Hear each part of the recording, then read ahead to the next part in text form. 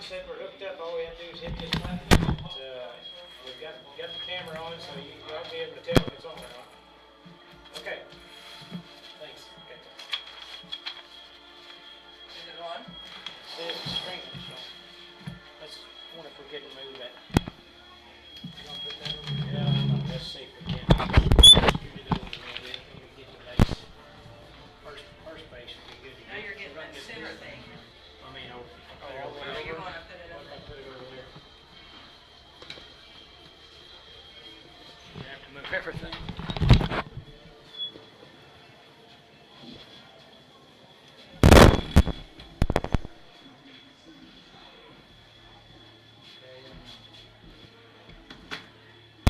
How's that feel? See it all now, right there, can't you? Can't see third base and first base both? There's first base Yeah. and there's third There you base. go. Think that'll work. Get on the chair. Where you want? Where you gonna You sit? gonna sit there? It doesn't matter to me. I'm not running that. so- Okay, I'll sit over here.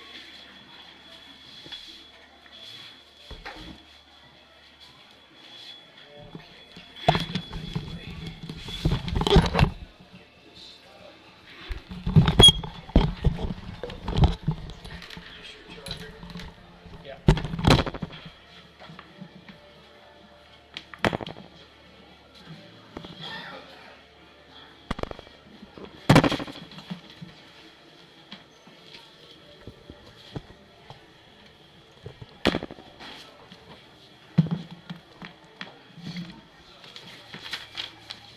I have the best seat in the house.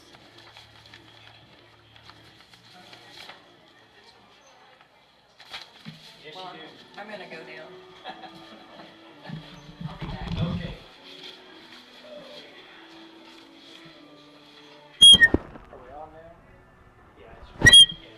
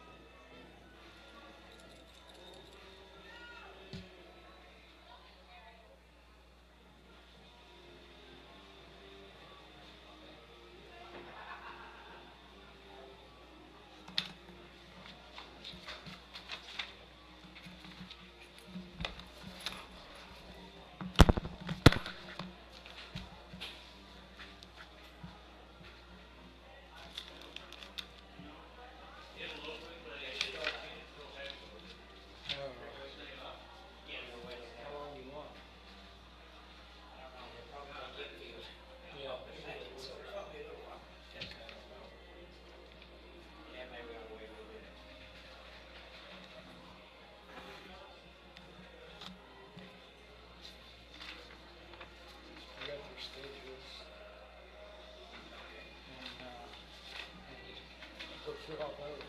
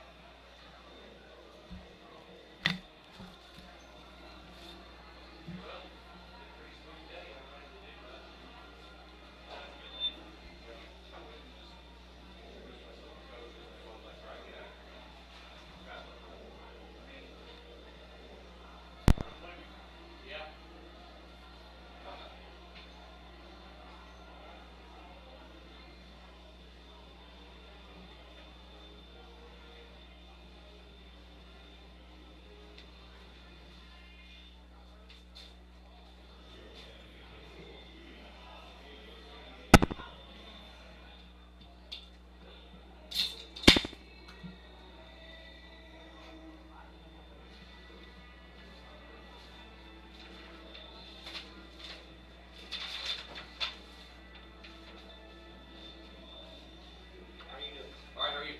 Pretty good. You're Cobb. Vance Crampton. Vance? Vance, John Tyson, nice to meet you. John, nice to Kim meet you. Kroll. How are you? All right. See you. For Cobb, let me ask you a couple questions. All right. We're going to set one moment today, so I'd like to not do any. How's your son? Santa Cruz. Chances are he might play.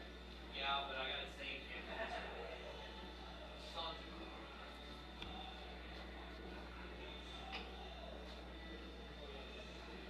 Yep.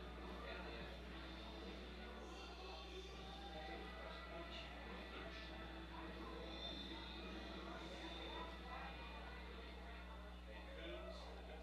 Dudgeon.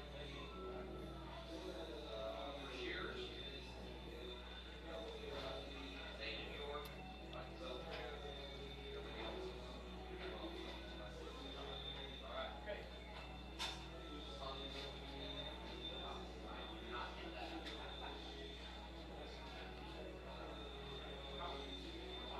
Yes. Like Krzyzewski.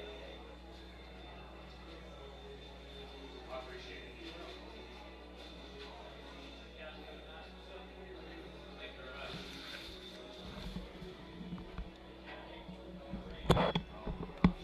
Yeah. Although it didn't hurt us in the rain. My house got only 2 inches. And officially I think it was 1.3 where the official indicated is. But yeah, it was dire. Cracks. Rain always, you know. It does. Everybody good? You got how much here? I got nearly 2 inches at my house. And the official coffee can said 1.3. Wow.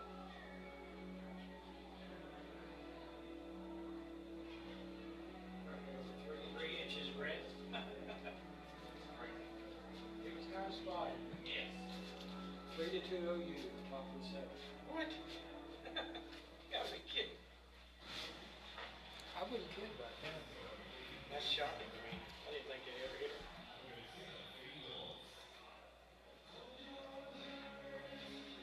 42.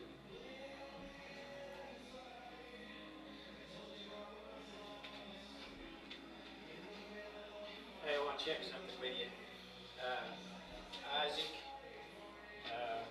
Santacoy, is that how you say his name? Santacoy, okay, that's what I told him. I just want to make sure. And Luke, yeah, so we're streaming. I got it on my phone. It's showing it. So looks like we're good. And what about Luch? Is that Luch? Yep. Luck. It's Luck, not Luke. And it's Luck.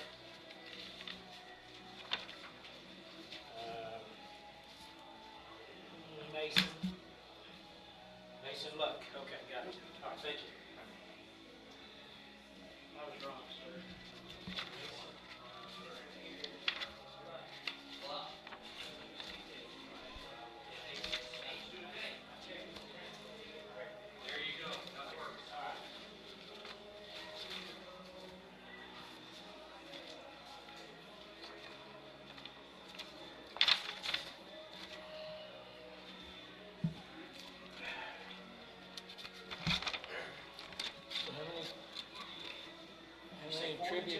you got? I got 3. Okay. We got a couple we can I don't want to lose them. well, I've got a couple we can do. I hope we don't have the same one. I'm proud of one of them. Okay. I won't stuff you though. Too bad nobody has their cell phone number. They can call us in. I guess we could give your number out. I was thinking we need a burner phone. Yeah, just give a number and then Like that, and then somebody text in. throw it away. Yeah, exactly. Yeah. Like for the county tournament, we're gonna do a quiz and a question a day. Question a game. We're trying to come up with 28 trivia questions. I think I'm on like 15. You're what? On 15, yeah, I'm on top.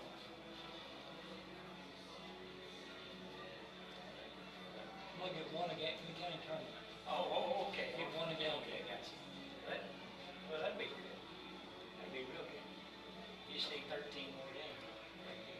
Well, yeah, more questions. Okay. How about we start? Okay.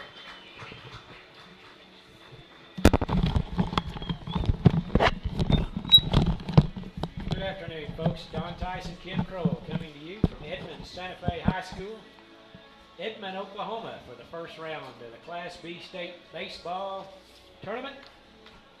Fort Cobb Broxton Mustangs, ranked number 2 in the state, taking on the Vici Indians, ranked number 10. Beautiful day for baseball. I'll bring in my partner, Kim Crowell. Kim? Yep, Once again, the Mustangs are in the state tournament. they are. Let me get our volume worked out. Are you too low or too high? I'm too high for me. How about that? Yeah, that's That there better? we go. Okay. All Okay, right. yeah, it is great weather for it. We've the last couple of days has turned summer on us. It did today for sure. Yeah, I think yesterday I was driving late in the evening. It was 90 on the car, and then today it's about that too. So it's baseball weather. Beautiful day in Edmond, Oklahoma. Edmond Santa Fe's got a nice facility. It's I think this is the second time I've been here, and to show you kind of how dumb I am sometimes, Kim, I look out there on the left field wall and I see SF, and I was thinking, I wonder why they have San Francisco insignia on their wall. But we're at Edmond Santa Fe. Beautiful green turf, grass, real grass, I should say. They got a couple of inches of rain on it. What was that, Thursday? And it's in beautiful shape today, it appears. Yeah, it is. I was telling earlier, it's way better than my yard grass, so it looks great. Yeah. It's solid green everywhere and good growth, so it's in good shape. It sure looks good with those Mustangs out there taking warm-ups. This is the 15th season in a row the Mustangs, Dale Bellamy has taken the Mustangs to the state tournament. That's and, amazing. It really is. It's quite a program he's built there at Fort Cobb. Of course, he's born and raised there in Fort Cobb, and he's won state as a ball player, and now he's won it 2 or 3 times. 3 times over, let's see, 2 times as a coach. Been runner-up a few times, so he's got quite a program going. 15th straight state tournament appearance. They won it in the fall. So they're trying for the Triple Crown, Kim. They've won in the fall baseball, the basketball, and now they're going to try, hopefully, give it a run here in the spring. That'd be a pretty good year for a highlight reel, wouldn't it? I'm telling you.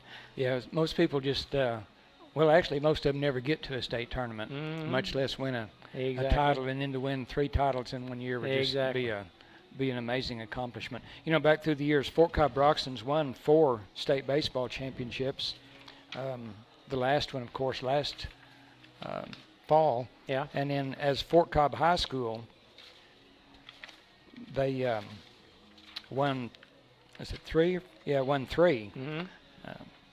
Back before they consolidated with Broxton.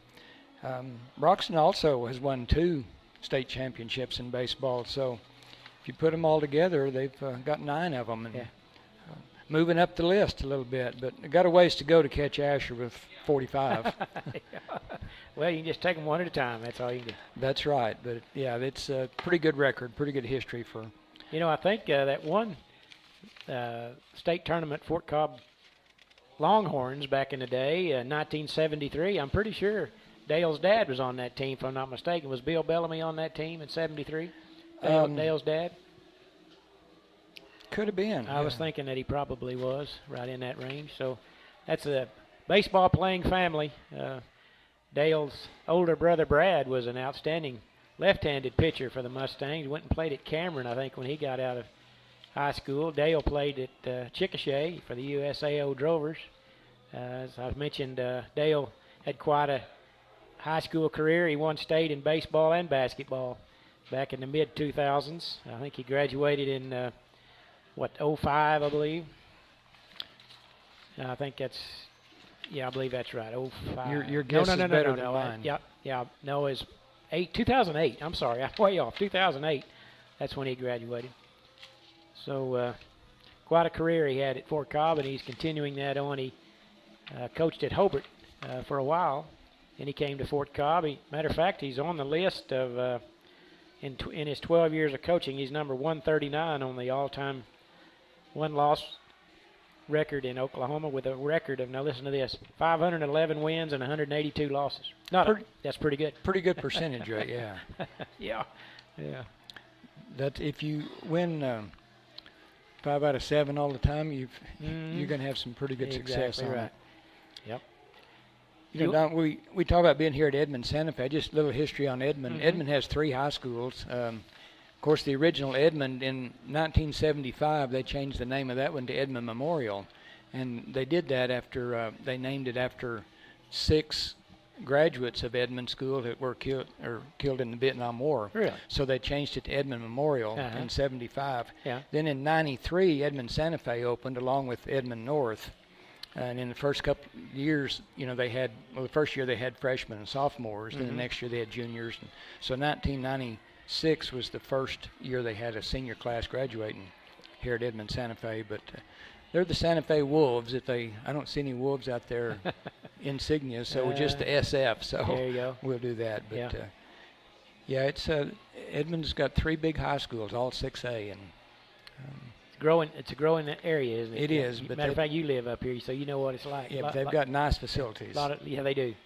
Yeah, a lot of money up here, I think, apparently, and they got new schools. So normally, when you have a new school, you have nice things. But they have the nearly every year they hold the state cross country meet right here on Edmond Santa Fe's grounds, and so it's a nice facility. It's a very nice area. You want to talk about Vici for a little bit? You got any we can do that, history on them? At the latest ratings for the playoff start, of course, Fort Cobb Broxton is rated number 2. Vici is rated number 10. Their record's 24-11. And look back through their record, they've played, one 6A school. They lost to a 6A team. They lost to a 5A. They're 0-2 against 4A. 1-1 against 2A schools, 11-5 against Class A schools, and 8-1 against Class B schools. So most of the schools they played, of course, are up northwest. They played, some of the bigger schools they played Woodward and Kingfisher, Norman, some of the festivals they go to. So they've had a good ball club, beating a lot of good teams out there. But they come in playing pretty good, like I said, 24-11.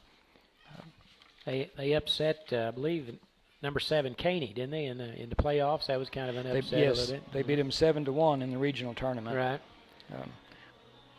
They actually beat them twice. They beat them 7-6, and then they beat them 7-1 again in the finals of the regional. So their first round of the regional, they beat New Lima 15-2. So they've sailed right through the playoffs and certainly deserve to be here. Look at some of the schools they played, the bigger schools. Merritt's a 2A school. Of course, Collinsville's a 5A school they played. Norman, we mentioned, and Kingfisher, Woodward. So they've played several bigger schools, but got a good ball club. Hope it's not the better one today. Exactly. But they played pretty well. Yeah. In case you're wondering where Vici is, it's 21 miles south of Woodward. So a little ways up there. Named after, it's kind of an interesting name. The history that you find out about these small towns, it's spelled V-I-C-I. And a guy named Albert Vincent was their first postmaster. And he was going to name the town after his wife.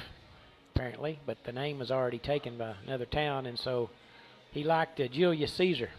So he named it after I saw, I came, I conquered. Vita,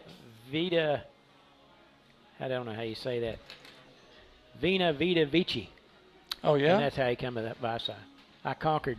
That's the name of my Vici. It's Latin for I conquered, That's right? exactly right, yeah. Okay. So anyway, that was kind of interesting. They filmed a movie there in 2010 called The Dome of Heaven. Was filmed in Vici, Oklahoma. I missed that one. I did too. But there was a couple of names in it you might know, in that Wes Studi, who played he's an Dances Indian with the actor. Wolves. Yeah. Been in a lot of movies. Yeah, he was in that movie along with Noah Watts. I don't know Noah, but anyway, they were the two stars in that movie that was filmed in Vici. I don't know that any films have been made in Fort Cobb, though, Kim. So Vici's got one on us, I think. It's still early. There you go. There you go. We've still got time to do that. Yeah, there you go. Well, the coaches and umpires are meeting at the home plate, Kim, so I'm assuming Vici is probably going to be the home team, probably. I would assume they're going to take the field here in a moment and take their final warm-ups, and I'm guessing Fort Cobb will be the visiting team today. Yeah, we'll I'll give you some see scores from scores from earlier today, a couple of scores. Rolfe defeated Kiowa 13-0, and the team on Fort Cobb side of the bracket, Tupelo, they defeated Crowder 5-1 in the game previous to us. So the winner of this contest between Fort Cobb and Vici will play Tupelo tomorrow afternoon at, I believe that's at 4:30 on Sunday afternoon in semifinals. So hopefully the Mustangs can get a victory here today against Vici and take on the Tupelo Tigers tomorrow. I'd like to thank our sponsors while we have the opportunity, the Ouachita Valley Bank there in Fort Cobb, Oklahoma, T-Bird's Convenience Store, Carnegie Fiber over in Carnegie for all your high-speed internet needs, and the Southwest Oklahoma Driving School by Mr. Kent Sexton. So appreciate all those fine sponsors they sponsored our broadcast basketball season, and now here in the playoffs, state playoffs of baseball. So we appreciate those folks and hope you'll go by and tell them you appreciate being able to sit at home and watch the state tournament today, and appreciate all the sponsors. You know, this is the sixth, well, I said Fort Cobb Broxton's been in 5 spring state championship games. Okay. They've won 2 of them. Last year in the spring, Rolfe beat Fort Cobb Broxton 9-3. The year before that, Fort Cobb won the state championship, beat Worcester 8-1. In 2016, the state finals in the spring, Red Oak beat Fort Cobb Broxton 10-1. In 2008, Fort Cobb Broxton beat Sterling 3-1.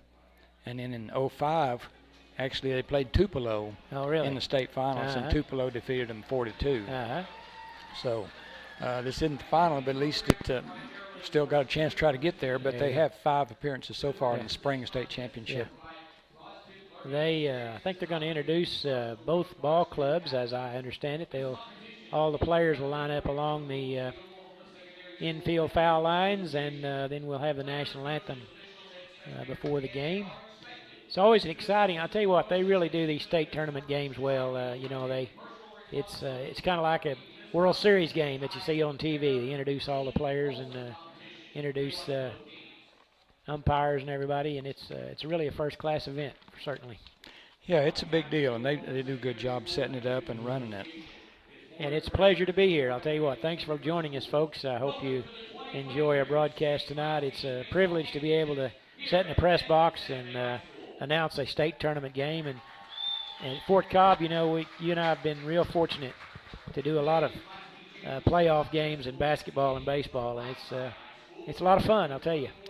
It is. There's something different about playoff games. The regular season's good. Of course, we've done the county basketball tournament for forever, and that's a huge event for us and a lot of fun. But baseball's a little different, but it's still playoff baseball. You get to the state tournament. It's a big event. Fort Cobb will be the visitors today, and they're going to introduce the team. Dale Bellamy taking his place.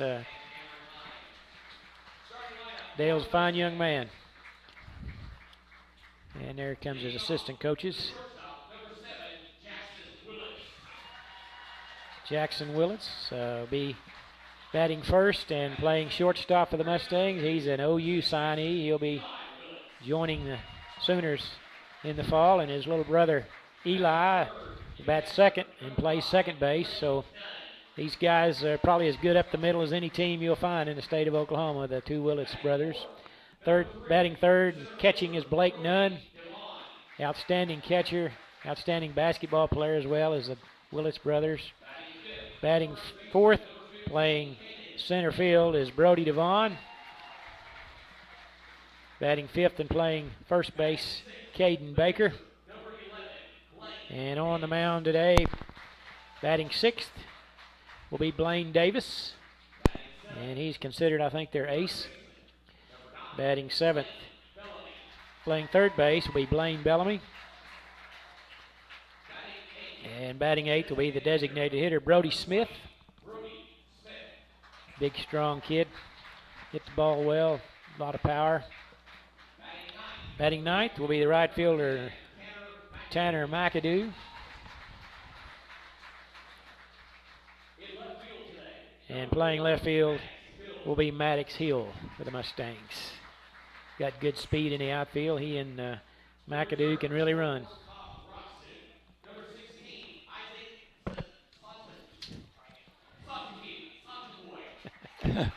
I tried to help him with that, and it's hard to say. Yeah, it's when you see it once, it's hard to remember how to say Isaac it. Santacoy, Mason Luck, number 14.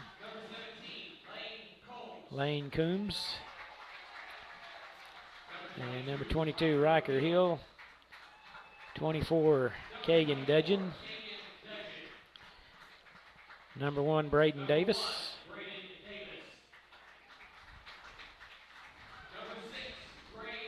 Number 6, Cray Rogers. Number 12, Leighton Hill. 23, my neighbor, Colton Brashears, lives right next door to me. I wish him well today. He's a fine young man. Number 8, Anthony Harrison. And number 21, Jesse York. And our engineer today for our broadcast, number 18, John Bellamy. We couldn't have made it without John today. He came up before the game today and set up all of our equipment. He did that all through basketball season, and certainly appreciate him. Michael Beltran, number 20, and Zayden York, number 25. And now for the Vici Indians, coached by Chris Webb. Leading off and playing shortstop, be Caleb Moss.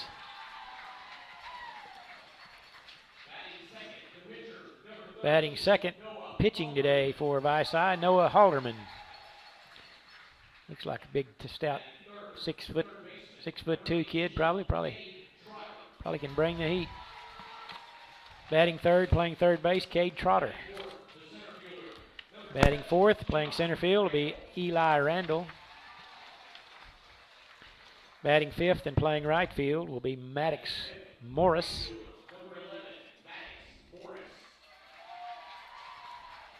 Batting sixth and catching will be Jason Nebhut.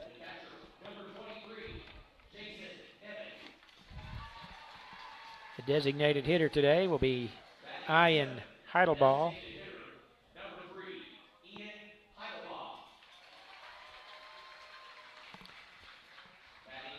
Batting eighth and playing first base will be Harley Lowry. And batting ninth and playing center field will be Kason Leach. Don, I'm going to tell you, one of the bat boys from Vici may have the greatest baseball name we'll see in the tournament. Oh, yeah, what's that? Rawlings Webb. I'm going to tell you. Now, that's a baseball name, isn't it? You couldn't get a better name than that. That Rawlings Webb. Yep. That's pretty cool. How about that? I like it. Rawlings Webb. That's right up there with Rogers Hornsby, you know, as far as great baseball name. Yeah. And now we're going to have the playing of our national anthem here momentarily.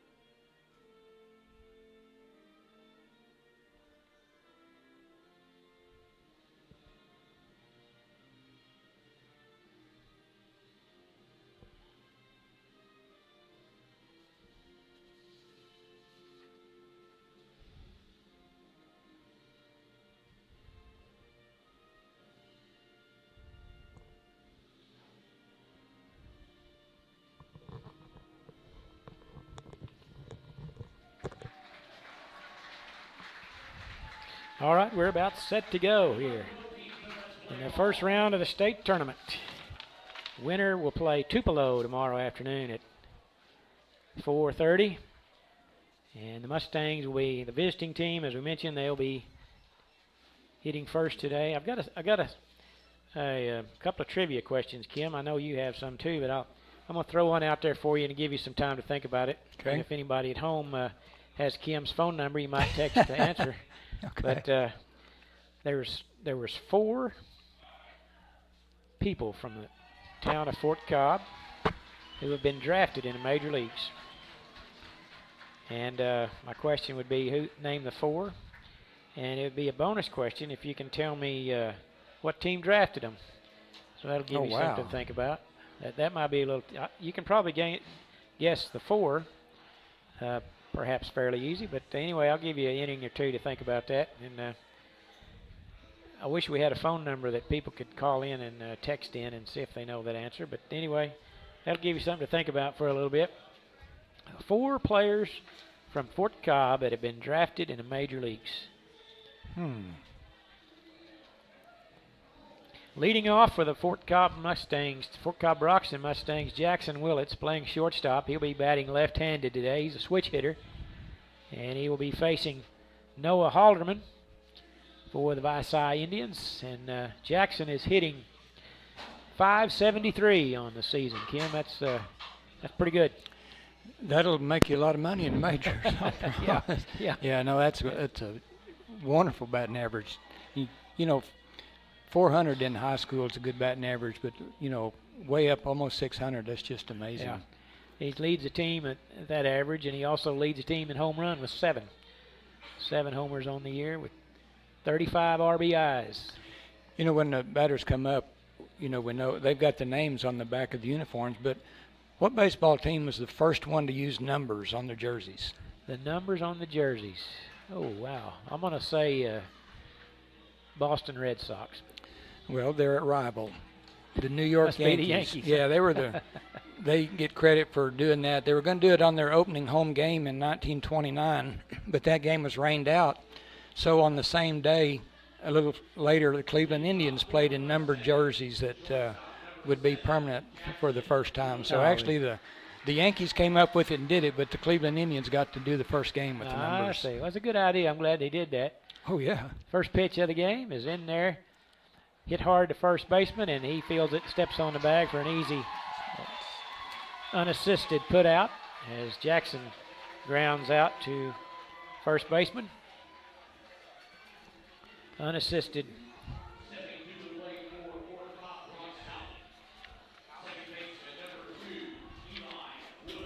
Now Eli, second baseman. He also is a switch hitter. He's batting .527 on the season. And he tries to drag bunt. It got under a little bit, popped it foul. He'll have another opportunity. Boy, the Mustangs have been pretty aggressive, Kim, as both batters have went after that first pitch. They came here to hit it. That's right. 0-1 to count to Eli. That's usually the best pitch you see a lot of times is that first one. There's a hard ground foul down the right side. 0-2 now to Eli. I know when that seems like watch ball games on TV and such, the pitcher always wants to try to get ahead of you, and a lot of time that first pitch is the best one you see. That one is on the outside corner, 1-2. Awfully close. Yeah. We're not straight behind the plate. We're a little off to the right of it, but so we don't see it just perfect, but we can still help the ump if he needs it. Yeah, there you go. That one's up high, 2-2 now on the count on Eli. Facing right-handed pitcher Noah Halderman. But Vici kicks and delivers. Curveball on the outside part of the plate. 3-2 now. So Eli's worked the count full. He is right on crowding that line. Fouls that one straight back. Generally, they say when you foul them straight back, Kim, you just barely missed it. Is that right?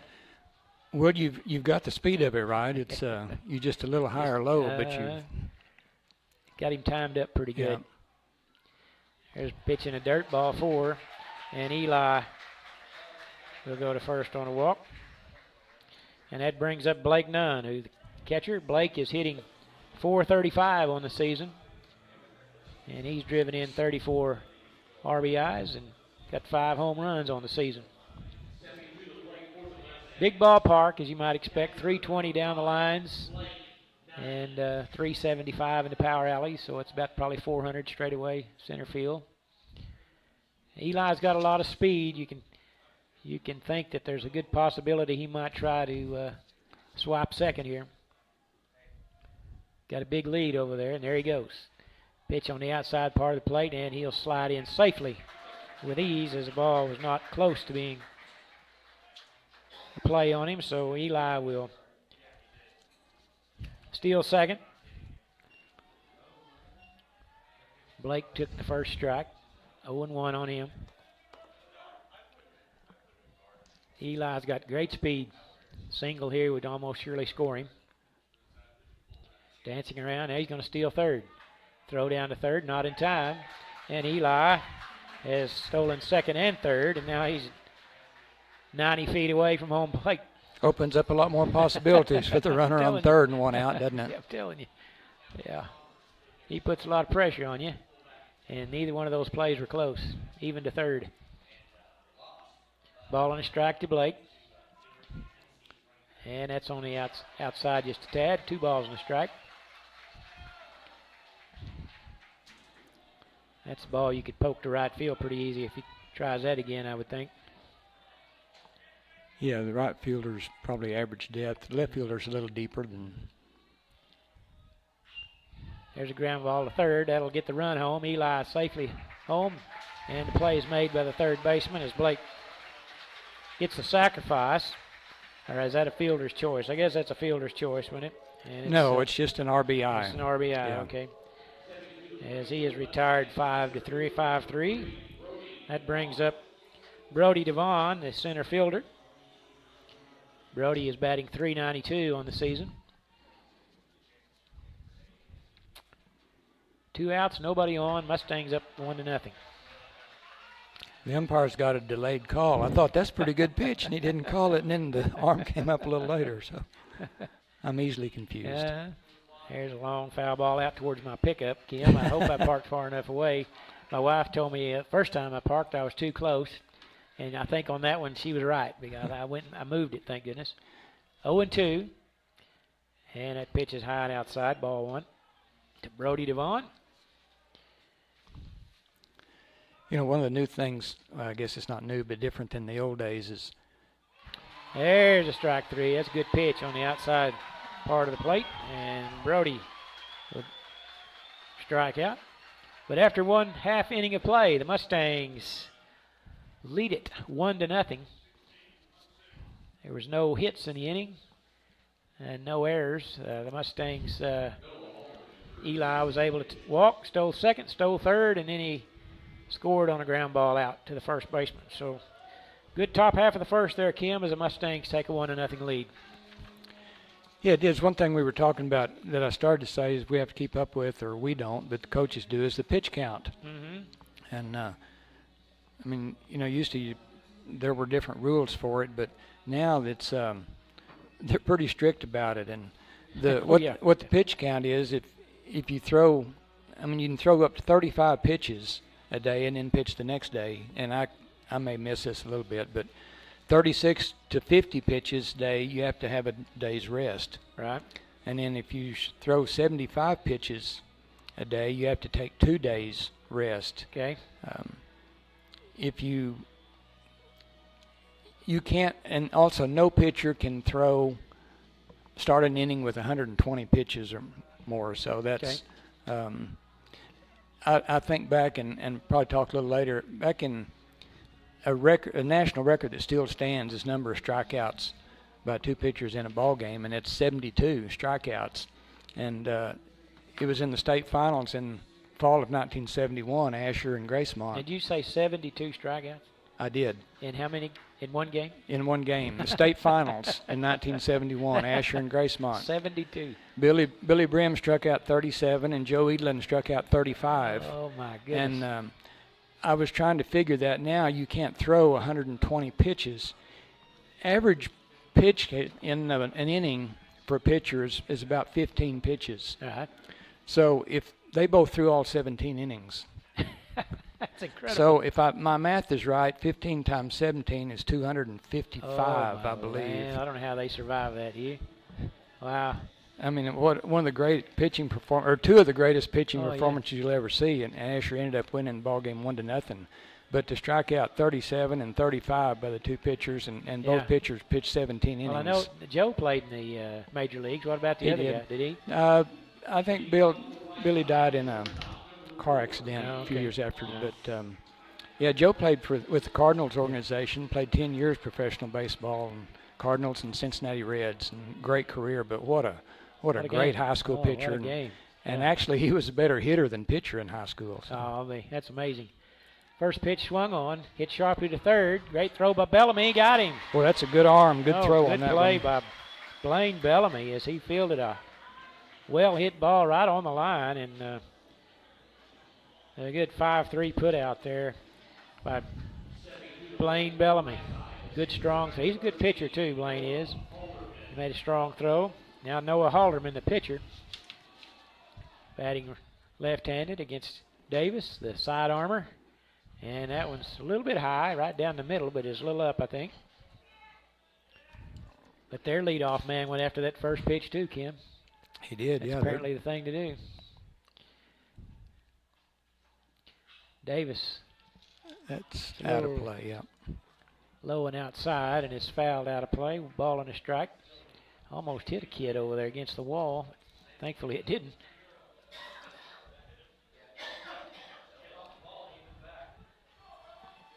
Blaine is a junior pitcher for the Mustangs. He pitched the state championship game last fall against Rolfe and defeated them. Went the whole game. That pitch count really came into play in that one because he couldn't have faced another batter. That's how close it was. There's a strike. 2 balls, 2 strikes. As I think he had 123 pitches, I think is what he finished at. Wow. There's a curveball hit foul in the right side into the Mustangs dugout. 2 balls, 2 strikes, and 1 out. Scoreboard showing 2, but they've just had 1 batter so far. And a curveball got him. Swing and a miss. Good pitch by Blaine Davis. Yeah, it kind of changed up on him there, Oh, and he was yeah. way out in front of it. Good pitch. Third baseman Cade Trotter now, big fella. I don't have their statistics, but I'm guessing he's got some power in his bat. Davis, side armor, curveball in there for a strike. You know, when he comes from that side arm delivery and he throws that curveball, you know your old knees are going to buckle most of the time if you're not used to seeing it. There's another curve, swing and a miss. 0-2. Blaine looks like he's got his good stuff today, Kim. Yeah, his curveball, if he can get that in for a strike, it sure keeps him off balance, yeah. and that batter is quite a bit ahead of that one. Yeah. He wasn't looking for that pitch. He's not an overpowering pitcher as far as throwing at a high velocity, but he keeps you off balance so well. And then with that delivery he's got, and there's come a little more over the top that time with a little chin music. Backed him off the plate a little bit. Ball and 2 strikes. Nobody on, 2 outs. Swing and a miss. There's 2 strikeouts for Davis in the inning as he retired all 3 batters in a quick fashion. That's kind of what you're looking for here. So no runs, no hits, no errors. And after 1 inning of play, the Mustangs lead it 1-0. Kim, you want to take a stab at the trivia question? Let's say it again. There's been 4 players drafted in the major leagues from Fort Cobb. Let's see if Kim can name them. Well, I think Reggie Willits. That'd be 1, yes. I'm going to say Poodle Bellamy. That'd be 2, yep. I was trying to think if Spencer Horn. He is, yes. That's the 1968. Okay. I'm still thinking on the 4th one. I thought you might have trouble with this one. It kind of surprised me a little bit, to tell you the truth. Are we talking earlier than that? No. Okay. It's the latest one, actually. I'll give you a hint. It was after Reggie Willits. Okay. Slept since then. You have any idea who drafted those guys you mentioned? I think the Angels drafted Reggie. That'd be right. And was it the Dodgers drafted Poodle? Nope. Red Nope. Sox. Red Sox. Red Sox, okay. And I don't know. Detroit drafted Spencer Horn. Okay, boy, what a 1968. what a shortstop arm he had. He was a 16th in the 16th round, number 366 by the Tigers. You know, and Poodle was had a great career. You know, if he hadn't torn his knees up and stuff, we might not ever. He was a 4th rounder, number 77. Yeah, pick. he could have been He could have been really. second baseman for years with those, but he's tore his knees up and just really messed his career up. But what a player he was. Leading off for the Mustangs, first baseman Caden Baker takes one inside for ball 1. That one's a little up 2, ball 2. I'll go ahead and give you the 4th one if you want me to. Okay. Get you out of your suspense. Okay. Nate Hammonds.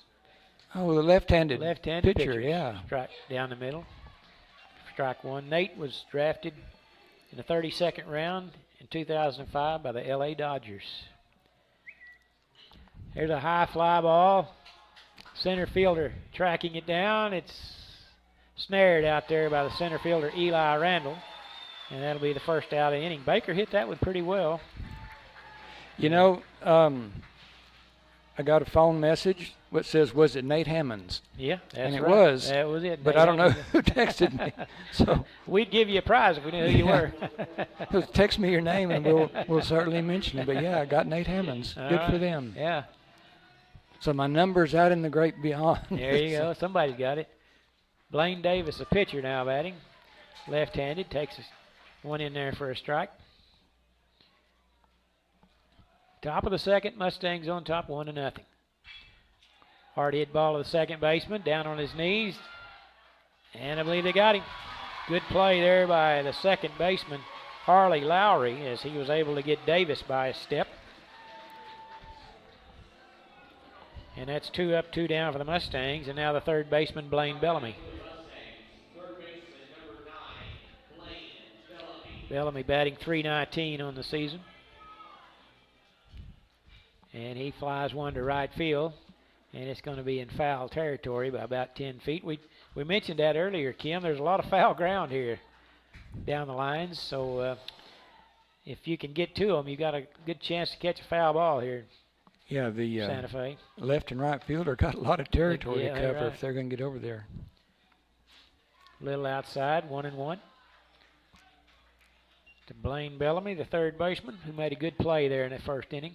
I think J.R. Oswald got that All right, way Nate to go, Hammonds JR. question.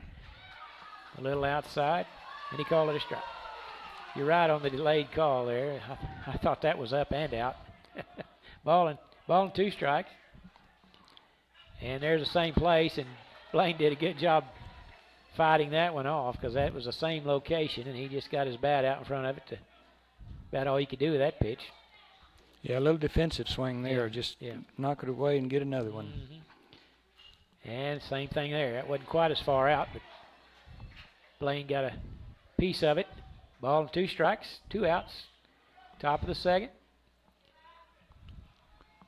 And there's a curveball. Slapped in the hole. Shortstop ranges over. Long throws, not going to get him.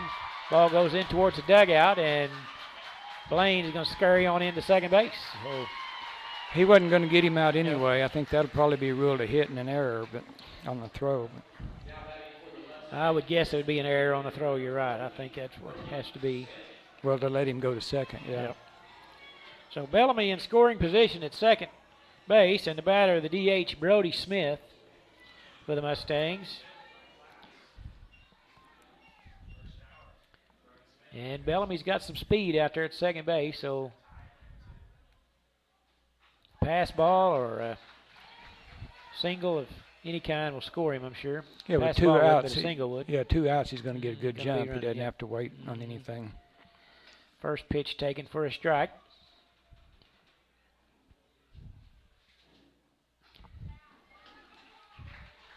Just a little bit out. Ball and a strike. Brody's a big, stout kid. If he could muscle one into right center field, it would help the Mustang cause for sure. There's a pitch right down the middle. Ball and 2 strikes. That had some pop on that fastball. Yeah. Seems like he's getting a little more loosened up. I believe so.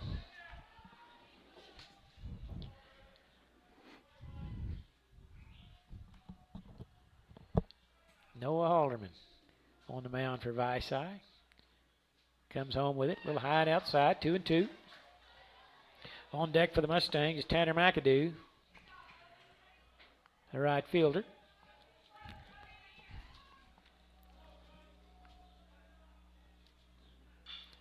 Ball sharply hit in the hole. That's a base hit. Here comes Bellamy. He's being waved home, and they're not going to. The throw comes home, but he slides in safely. So Blaine Bellamy scores from second. That's an RBI for Brody Smith. Good play by Brody as he smacked it right through the hole, and Bellamy has got good wheels, and he scores with ease, and it gives the Mustangs a 2-0 lead here in the top of the second. We're going to have a meeting on the mound for Vici. Trying to settle things down a little bit. Yeah, Brody was the DH for Cobb Broxton. So how long has the DH been in place in the American League? In the American League, I'm going to guess 30 years probably. Okay. 50 years, 50. 1973. Oh, 50. Yeah. And then they just approved it last year in the National League, so everybody has it now, which, you know, a lot of controversy when it first started because, you know, it was something new. But, yeah, to think they kept it in one league for 49 years before they get it in the other league to make all of Major League Baseball the same. But, you know, yeah. I was raised kind of in the 70s, so when you say that's 50 years ago, that kind of hurts me. Yeah. I couldn't be over 30. You know? I know, that's right. Yeah, Ron Bloomberg from the Yankees was the first designated hitter in Major League Baseball history. Tanner McAdoo batting now for the Mustangs, right fielder, with Brody Smith at first base. Mustangs lead it 2-0. There's a ball hit down the right field line and out of play. Let's see, McAdoo hitting .321 on the season. And he's got down in the count 0-2. And he fouled that one straight back. Mustangs are getting some pretty good cuts here, Kim, here in the second inning, it seems. Yeah, they're making contact with it, and you don't want to leave it with the catcher. That's right.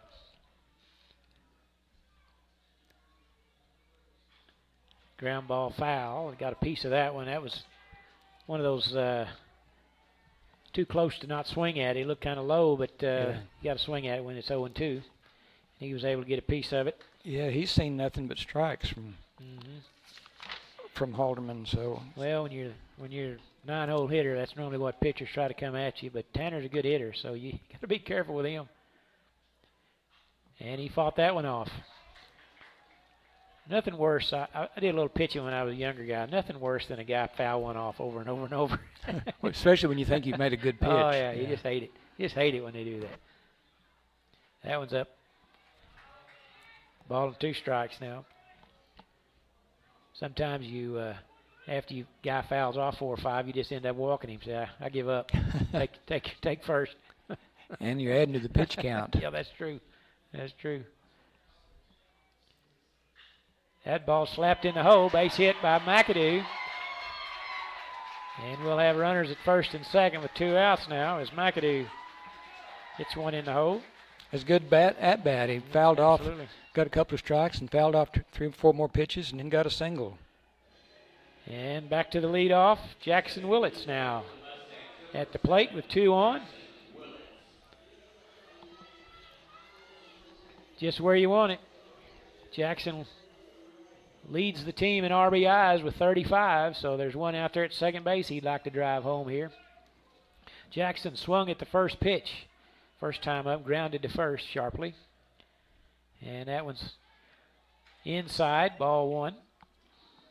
Big gap between the center fielder and the right fielder. He's got a big target out there if he can. Yeah, right fielder's playing him to pull, but the center field's pretty straight away. And that one goes the opposite way. And long run, but it's going to be foul. You know, you could play a football game out there in the foul territory here. It's big. Ball and a strike to Jackson.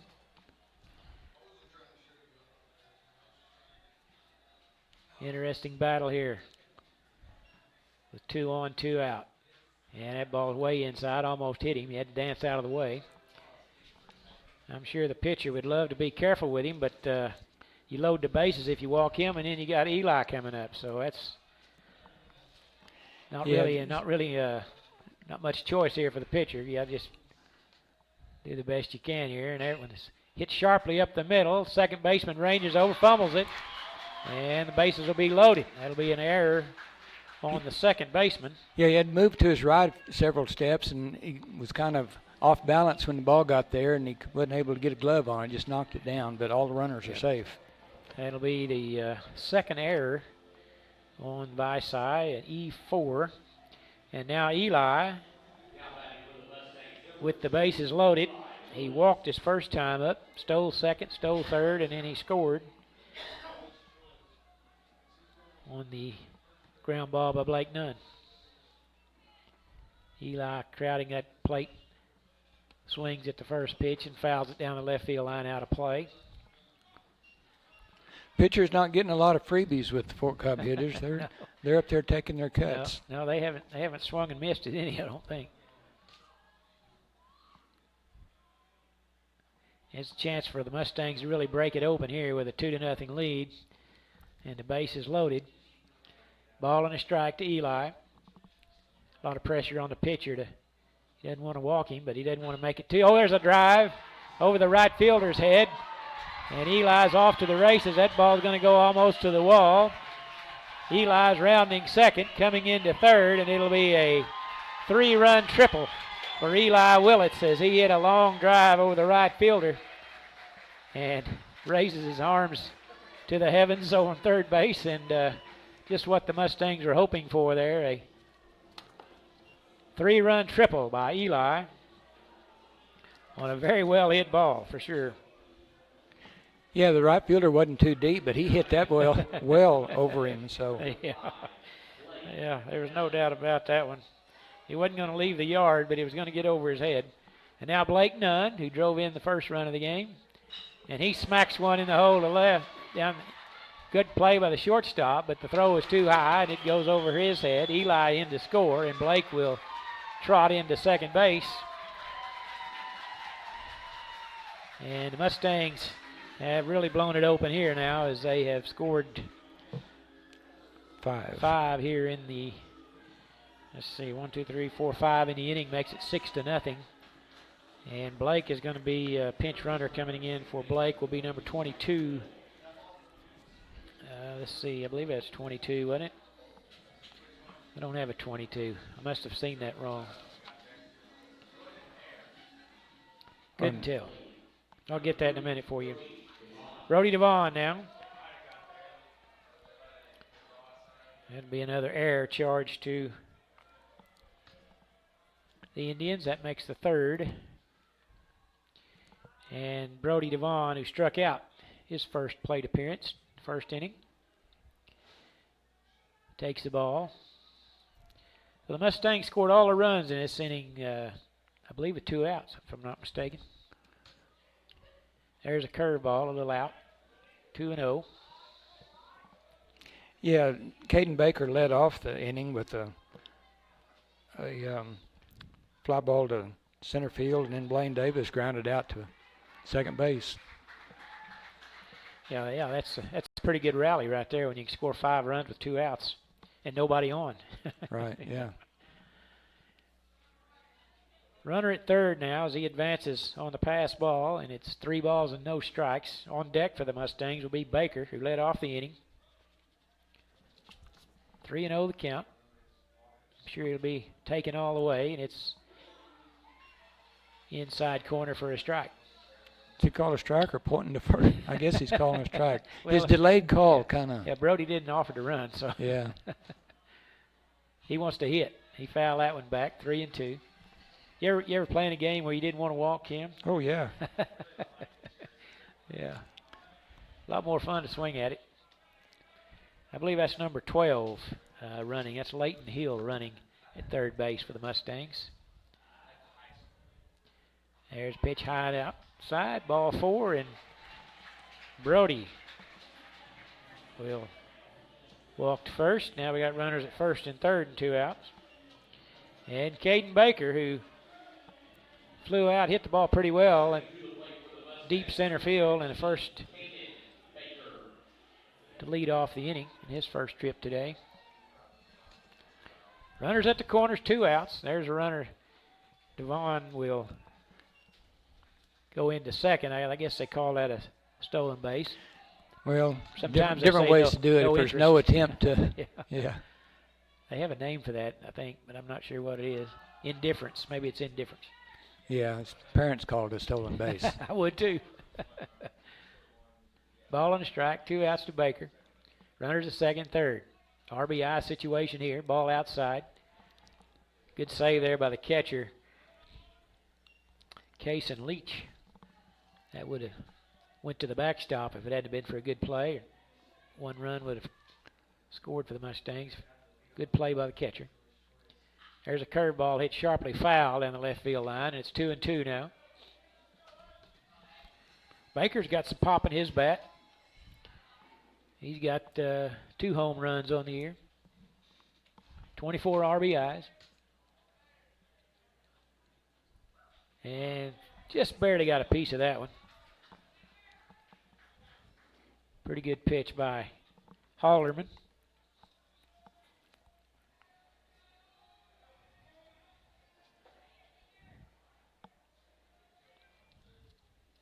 And Baker will step in there.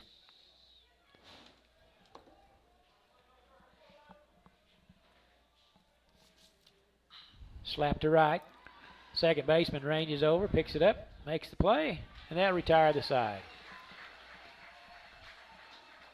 So after 1.5 innings of play, the Mustangs lead it 6-0. They had, scored 5 in the inning, and there were 3 errors on the Vici Indians.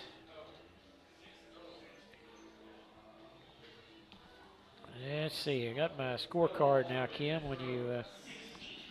When they bat more than 9 batters in an inning, it sure fouls up my scorecard. It does, doesn't it? Yeah, you have to scoot over, and then it messes all of them up. So, good news, bad news thing. That was a 4-3 put out for the second baseman, Blaine Keepers.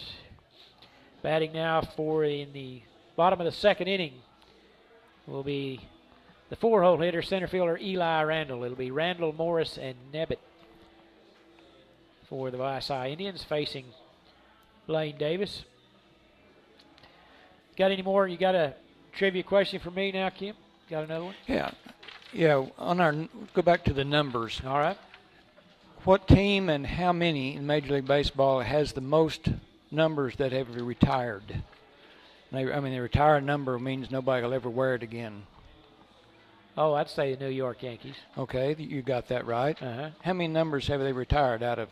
Out of 100? Yeah. 99? I'd say 24. Wow, that doesn't leave any numbers to play with. I don't know how many. 22. Wow, well, that's pretty close. Yeah, you think when you want to get a number with the Yankees, you got to go check the list before you can do that. Yeah. Uh-huh. Number 1, Billy Martin. Number 2 is Derek Jeter. Number 3, of course, Babe Ruth. Yeah. 4 is Lou Gehrig. 5, Joe DiMaggio. If you want a single number, you're out of luck. Yeah, Mickey Mantle probably in there. 6 is Joe Torre. 7 is Mickey Mantle. Uh-huh. 8, actually they did both of them. They retired 2 of them the same day. Bill Dickey and Yogi Berra wore number 8. Roger Maris 9. That's all your single numbers. Yeah. Then 10 was Phil Rizzuto. Thurman Munson 15. Whitey Ford 16. Jorge Posada was 20. Paul O'Neill 21. Kind of stretching it now. That would be, yeah. Don Mattingly 23. 32 is Elston Howard. 37 Casey Stengel. We'll get back to it in a minute. That ball, big curveball on the inside part of the plate. Ball and a strike now to the cleanup hitter Eli Randall, the center fielder. As Davis retired the first 3 batters in order, 2 of them by strikeout. And this one's way inside for ball 2.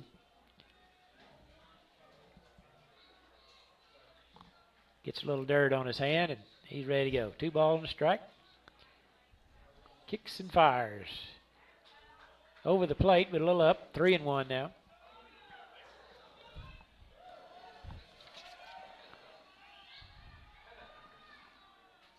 Mustangs lead at 6-0 here. Bottom of the second.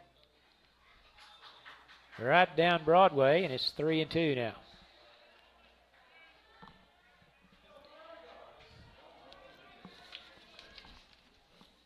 He's shaking off the call. He wants a different pitch. Now the timeout call. Batter's going to step out as Brody was, or Blake was calling for something, and Blaine shook him off. Now he'll come back with curveball on the outside part of the plate. Swing and a miss. I like what he chose there. That's a good pitch, and that's the third strikeout in a row recorded by Blaine Davis. Maddox Morris, the right fielder. Big, tall kid, lanky, long arms. And he swings and misses at the first offering. I tell you, old Blaine has got his stuff today. Retired all 4 batters that he's faced. Strike 2. Yeah, you're right. That umpire is pretty late on that one. Yeah, I he thought, may be calling them where they can hear him. We can't hear up here. That's But true. I thought that might be a little bit low. They're swinging a miss way outside, and that's 4 strikeouts in a row recorded by Davis. I tell you, he's hard to face with that sidearm motion that he's got, and then when he brings that curveball across the plate. yeah, what he's done with 2 strikes is he's not throwing the curveball at him and bringing it over the plate. He's throwing at the plate and going out, and they can't reach it. Exactly. So he'll get one of them leaning into it a little bit and get a call strike. But there's a good curveball there for a strike. Catcher Jason Nebbit swings and misses at the first pitch. And Davis right down the middle with a fastball, and it's 0-2. You know, after you see that curveball several times in a row, that fastball looks like it's got some pop on it. Yeah, it gets there a little quicker, doesn't it? Foul that one back. With an 0-2 pitch, he was going right at him.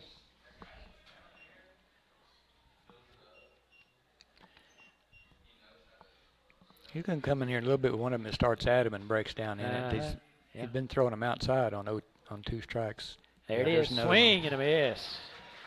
Struck out the side, Kim. That's 5 strikeouts in a row recorded by Blaine Davis. An outstanding outing so far for Blaine. I would anticipate he'll probably be lifted, don't you think? And with this lead, and save him for tomorrow if necessary.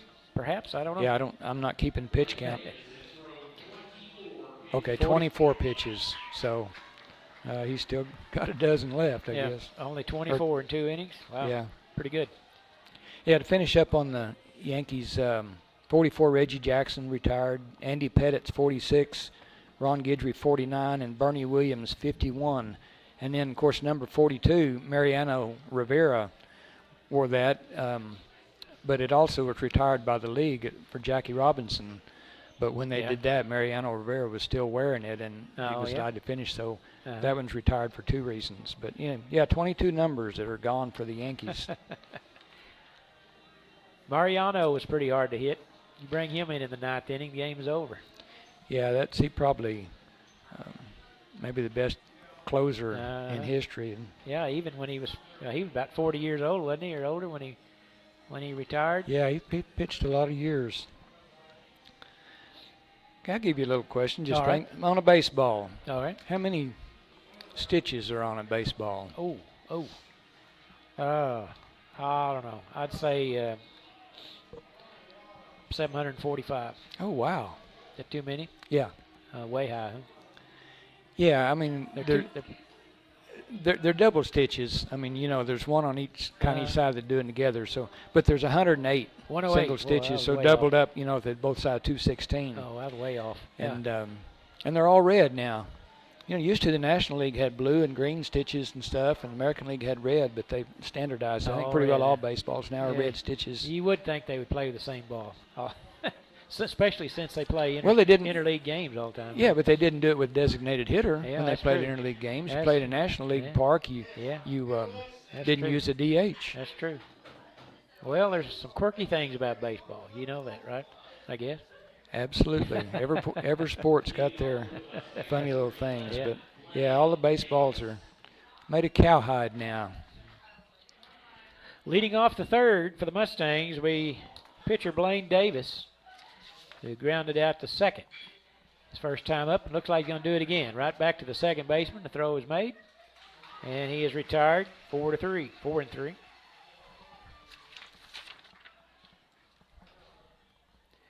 And he'll take a seat.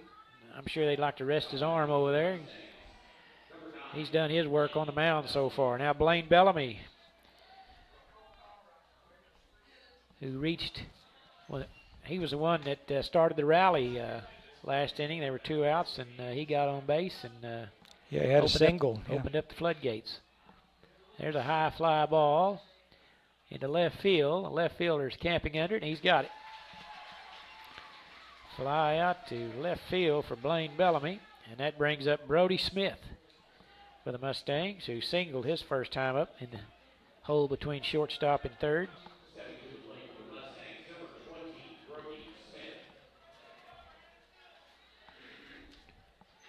And the first pitch to Brody is high and inside for ball 1.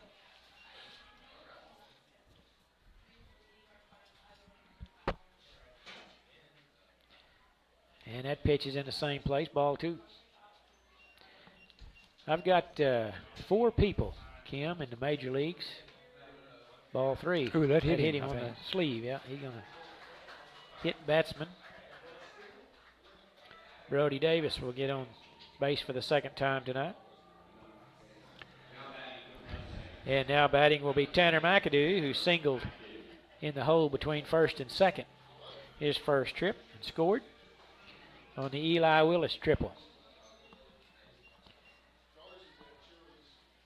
The last inning, the Mustangs got their first 2 batters retired, and then they went on to score 5 runs. So see if they can duplicate that. Runner at first, 2 outs. Ball 1 on McAdoo.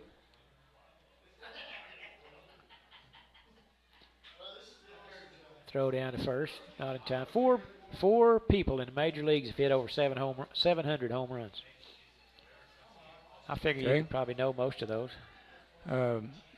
There's one you might not know. Barry Bonds, Hank Aaron, Babe Ruth. Yeah. Ball 3, low and outside. 700. 3 balls, no strikes to McAdoo. You know, 75 is not a very good grade. I've got 75 on both your questions so far. High inside, ball 4 to McAdoo. Now he reaches base for the second time today. And that brings up the leadoff hitter, Jackson Willits. 700.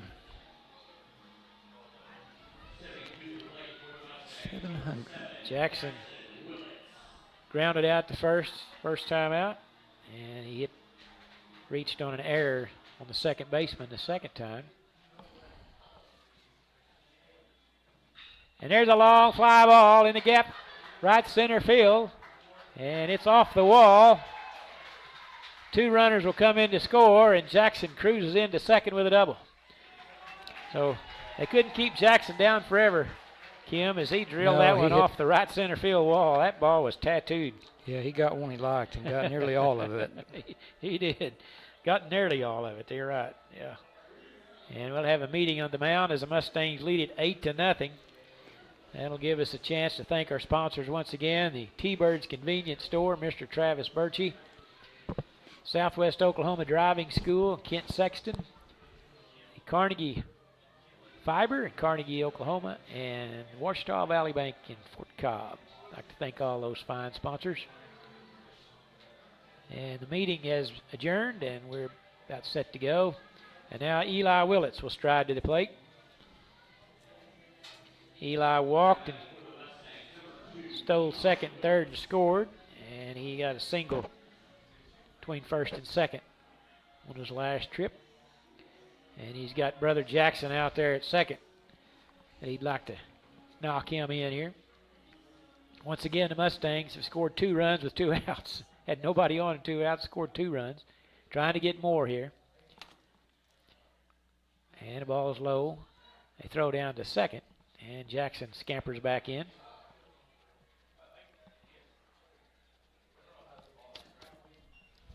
One ball, no strikes.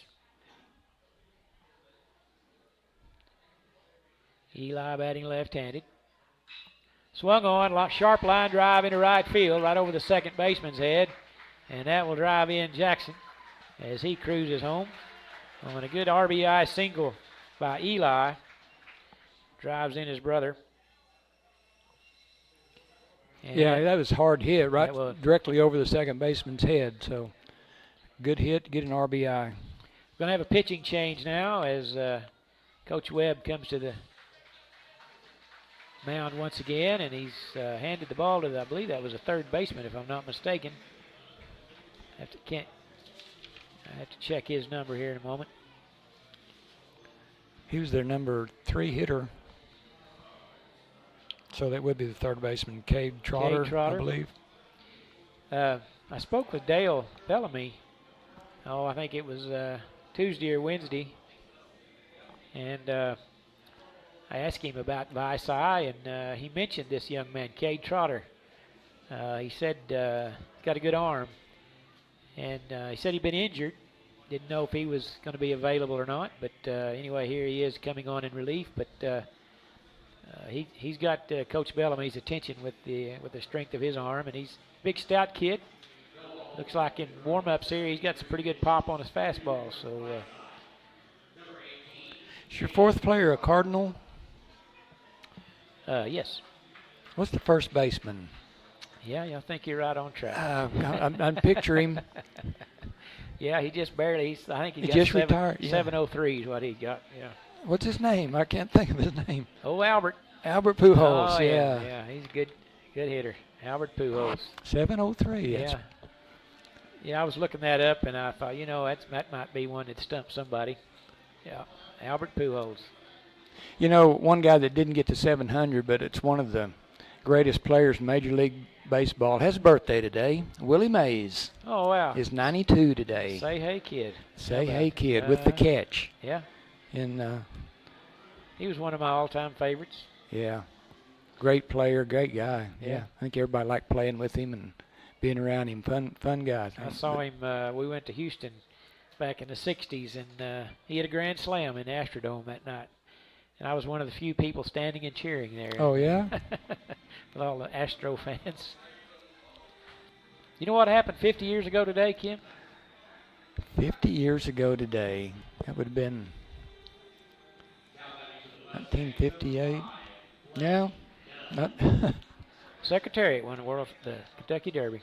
Oh, one of my other all-time favorites. I was going to. There's Willits cruising into second on a stolen base. That's 3 stolen bases today for Eli, as he has got the wheels. Blake Nunn takes first pitch in there for a ball. Blake grounded out to third first time up and reached on an error second time. Eli going to third. Throw down to third is close, and they call him safe. A little closer play that time. Yeah, he didn't get as good a jump, and a good throw probably could have got him, but his last 2 steps and slide made up a lot of ground. I thought they were going to get him. I did too. And then he sailed right around him, so it was a great slide, yeah. Head first slide got him in there. So he's at third now with 2 outs, and the ball's fouled back by Nunn. And the count is 1 ball, 2 strikes. Nunn on the year has got 34 RBIs, so he's second on the team, only 1 behind Jackson with RBIs, and he's got a great opportunity for one here with Eli 90 feet away. A near wild pitch, and a good save there by the catcher. And it's 2 balls, 2 strikes. Puts a little pressure on the catcher when you got a fast runner at third. That ball can't get by you because, like I said, there's a lot of room here, and gets by the catcher, it's a run. Absolutely. 2-2, 2 outs. And that's a little curveball outside in the dirt. 3-2 to Blake Nunn. 435 batting average on the season. And there's a ground ball hit sharply to short. And the throw is in time, and that'll retire the side. It was a close play. And that'll be a 6-3 put out for Vici, and that'll retire the side. And the Mustangs score 3 more. And after 2.5 innings of play, the Mustangs lead it 9-0. Don, you talked about Secretariat, and I was thinking the other day of plays that that are players or things that happen that still choke me up and stuff, you know.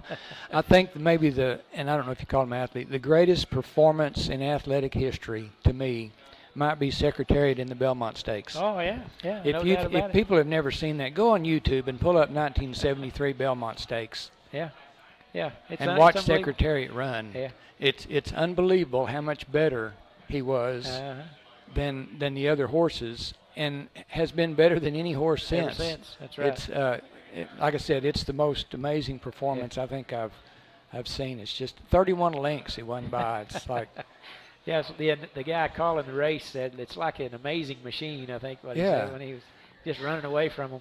And when he died, they did an autopsy, and he had a way larger heart than any of the other horses, and they didn't know that till then, which might have something to do with it. But all his performances in the Triple Crown were good, but the Belmont Stakes particularly is just what a great performance that was. Yeah, it was.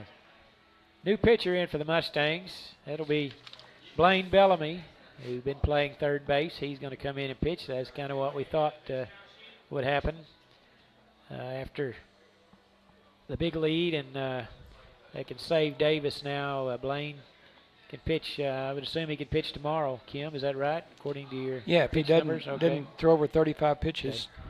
So they can use him tomorrow if necessary. And certainly I think they would love to hold him for the finals, certainly, but got to get by today and tomorrow. Got a good start on it so far tonight. Let's see the defensive changes. We got number 3. That's, let's see, Brody's still in center field. Number 2 is, let's see who's, Eli is going to go to third base. Jackson's still at short, and the second baseman,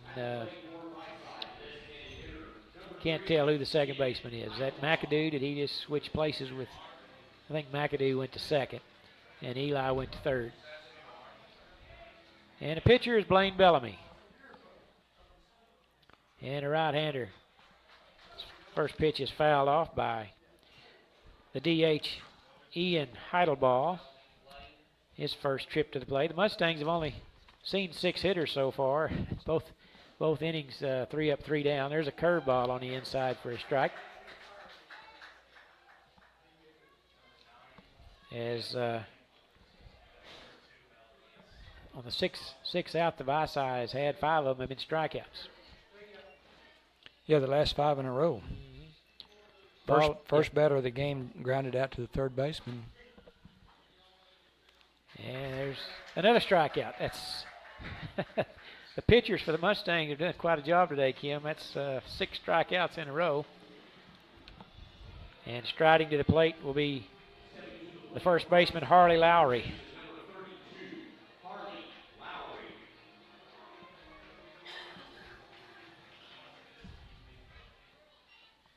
And Bellamy gets a sign, kicks and delivers, and there's a swing and a miss to Lowry. And Bellamy, he's a quick worker. As soon as he catches the ball, his foot's on the rubber, and he's ready to go again. That's a little on the outside corner for a strike. And it's quickly 0-2.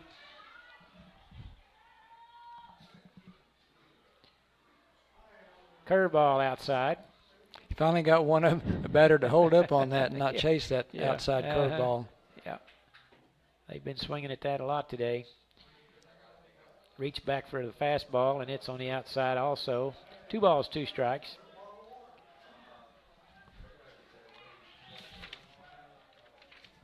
Nobody on, 1 out here. Bottom of the third. Fastball a little out. 2-2. Don't mess up his perfect game. Actually 3-2. Yeah, you're right. Just got a piece of that one, Kim. It was coming right at us. It was. Yeah. I thought he had strike 3, but he just barely got it. Yeah, you're right. The Mustangs got a no-hitter. Going perfect game. And that will end the perfect game as Lowry will draw a walk. The first base runner. Now batting will be the center fielder, Cason Leach. Left-hander. And Bellamy will pitch out of the stretch now. As they play Don't Stop Believing on the loudspeakers. And that's a little inside for a ball. Blaine's really reaching back and firing it.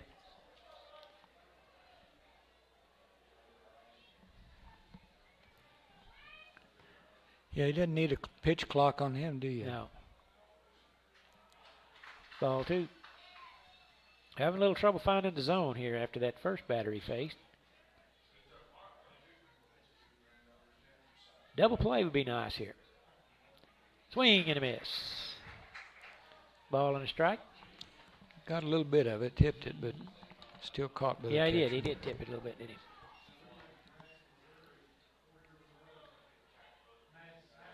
There's a swing and a miss.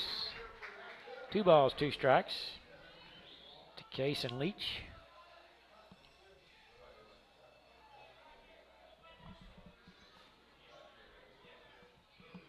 And that Oh, curveball hit hit him.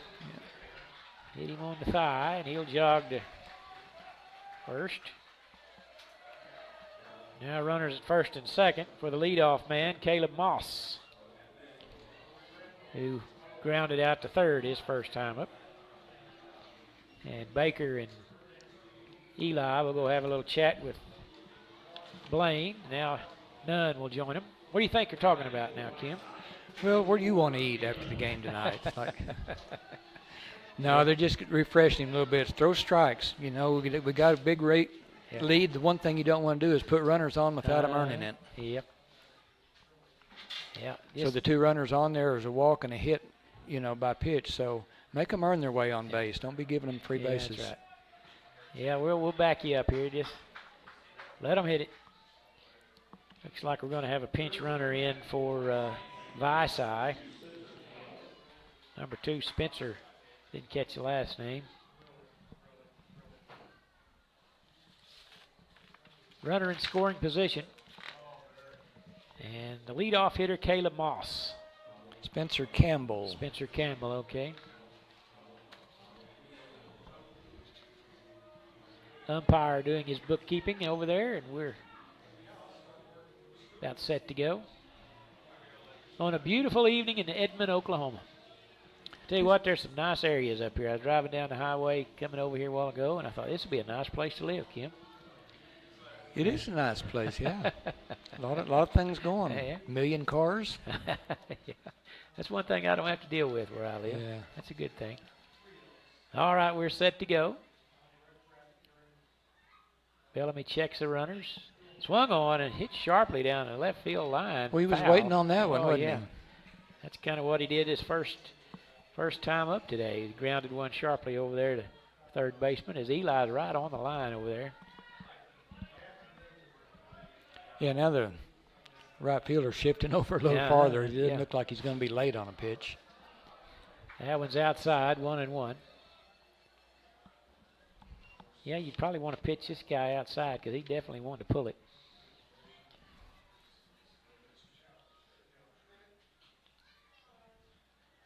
And there's a high fly ball to left field. And camping under it and makes the grab is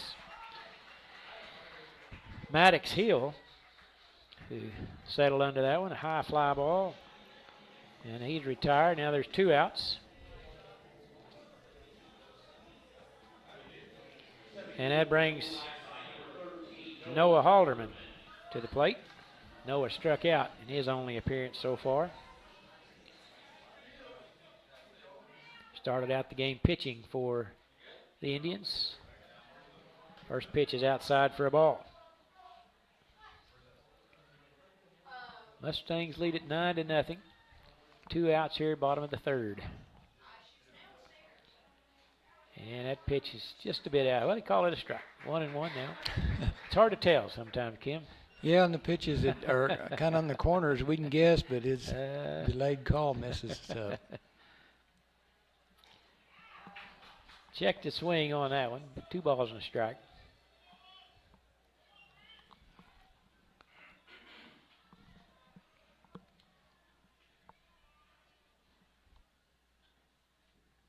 Swing and a miss. Good pitch by Bellamy.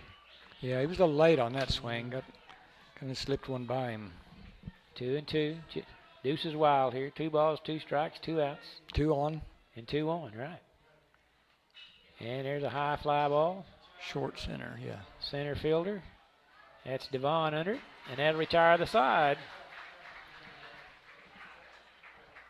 No runs. No hits. No errors. 2 men left on. And we'll go to the 4th with the Mustangs lead it 9-0. And up for the Mustangs here in the 4th. Leading off will be Brody Devon. We got a light. Yeah. I got one more question for you, Kim. Okay. This one is kind of a you'll know some of these, I'm sure. Well, I'm just going to ask you one. Okay. Cincinnati Reds. Okay. One of the all-time great teams history. Who do you think leads the Cincinnati Reds in all-time home runs? Home run leader for the Cincinnati Reds. George Foster. No. Okay. It's not right. Matter of fact, George, he's down the list. He's not even in the top 4, believe it or not. Okay. Cincinnati Reds.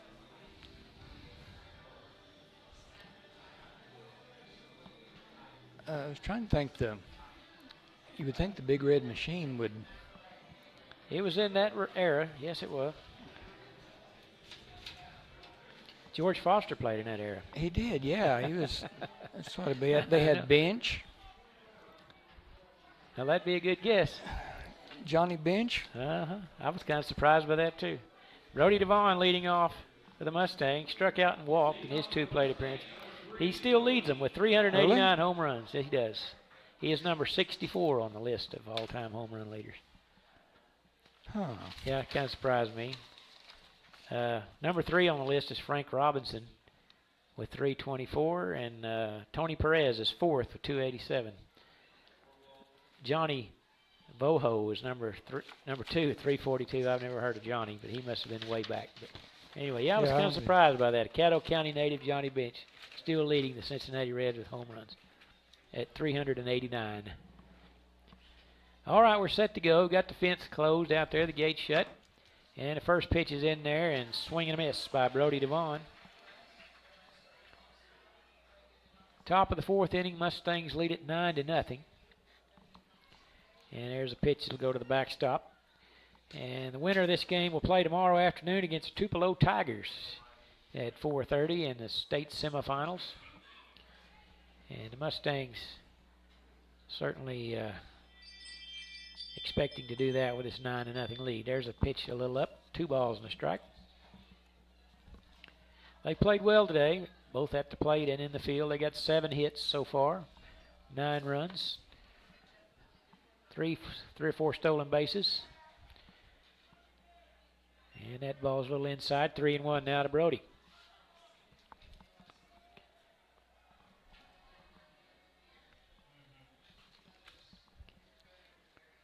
And a pitch by Trotter's in there for a strike, 3-2. He never called that. Never raised his arm. I guess that means it's a ball. He's walked 10 times on the year. There's a ball hit sharply. Shortstop ranges over, makes the throw, and it's going to be safe. It's in the dirt. I think he was going to beat it out anyway, so wasn't he? I believe that's a hit. I'd call that a hit.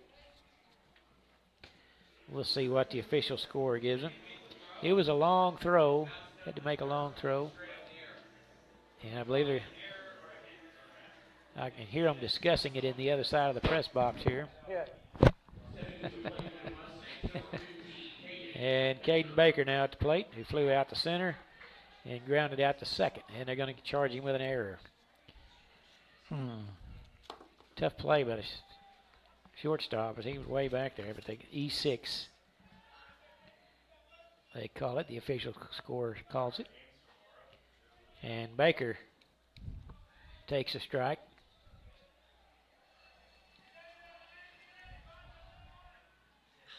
And another high fly ball left center fielder. Left fielder ranging back. Over It's him, over yeah. his head, almost to the wall, and here comes Devon. Bellamy were waving him around. He's going to slide in at the plate, safe. And that'll be an RBI double by Caden Baker, who put a charge in that one over the left fielder's head. And Devon cruises in. And that makes it 10-0. That ball was well hit by Baker. As he, that's about the same kind of hit he had in the first inning. Just got a little more of that one. Yeah, when he first hit it, I didn't think it was that deep, and then it carried well. I guess got a little wind help too, but he hit it pretty close to the wall out there. Yeah, it was pretty deep. And now batting will be Blaine Davis, who started out the game pitching.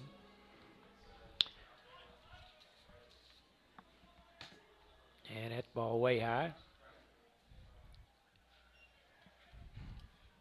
Nobody out. 1 run in. And Davis is grounded out to second in both plate appearances so far. Swing and a miss. Ball and a strike.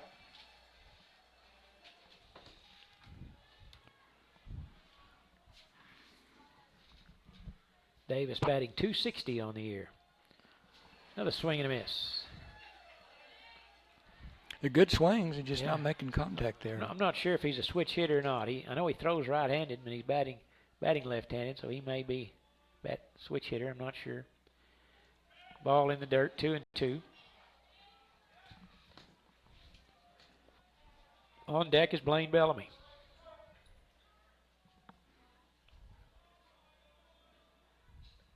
Swing and a miss. Down on strikes goes Blaine Davis.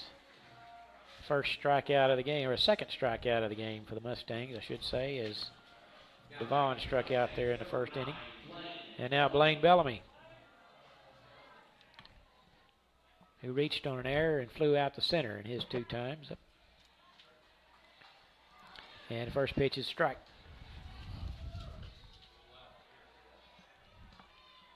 Yeah, Trotter looks like he's got a good arm, but he is a little rusty, I think. Apparently he hadn't played a lot. There's a looping fly ball into center field, and the center fielder makes the catch. That's Cason Leach makes the play. And that'll be 2 outs now for Brody Smith. The DH. Brody is singled into left field and was hit by a pitch his last at bat. And there's a swing and a miss. A little bit behind that one. Yeah, the guy's got a good arm. He throws a good fastball. Foul ball down the left field side by Brody. 0-2 now.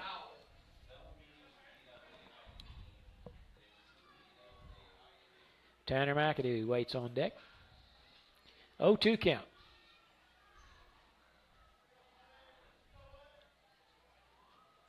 And the ball's fouled back down the right side.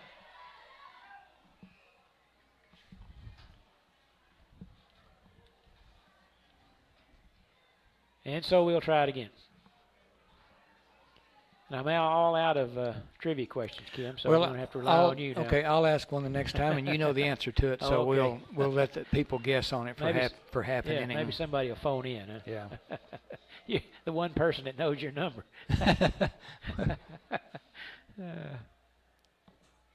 Swing and a miss. And that will end the inning on a strikeout by Brody Smith. But they plated 1. As we go to the bottom half of the 4th inning, the Mustangs on top 10-0. Leading off or batting now for Vici will be the 3, 4, and 5 hole hitters.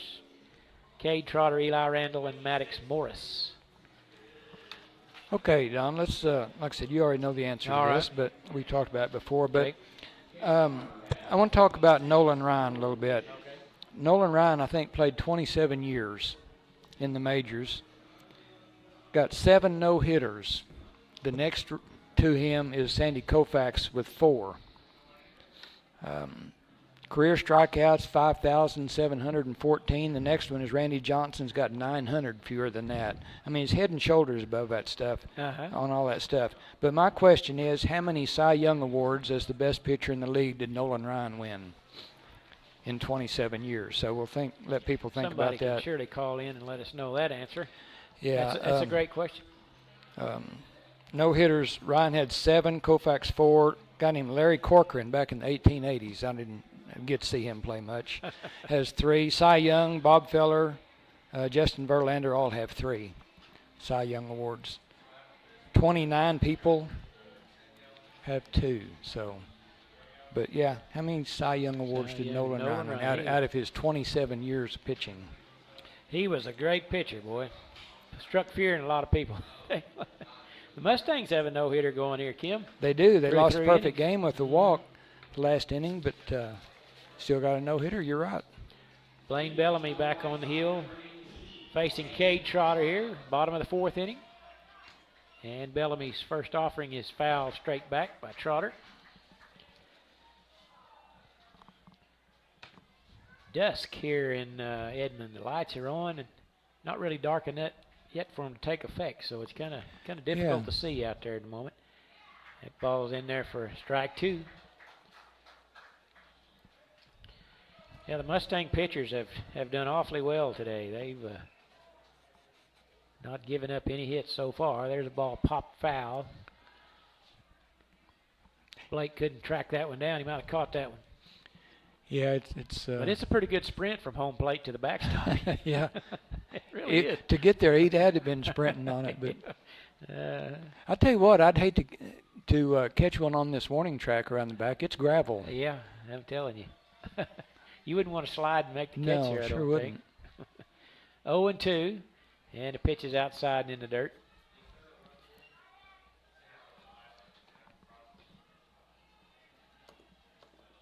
One ball, 2 strikes to the leadoff batter, Cade Trotter. And that's a little low, ball 2. And just a reminder, Vici is the home team, so Fort Cobb will again be up to bat in the top of the 5th next inning. There's a well-hit ball, center field. Devon's reaching and grabs it. Great play by Brody Devon in center field. That ball was well hit. That was the best hit ball they've had all night. But absolutely. they've only put 2 balls in play, right, until that one? I think so. Well, they flew out to center and flew out to and then the ground ball in the first inning, so 3. Yeah. And Eli Randall, the center fielder, who struck out his first time up. And Coach Dale Bellamy is going to take a trip to the mound to see what the strategy would be here. I don't know. It's the 4-hole hitter, but there's nobody on base, and you're up 10-0. So yeah, kind of interesting what he might be discussing. He might have saw maybe a little flaw in his delivery or something. I don't know.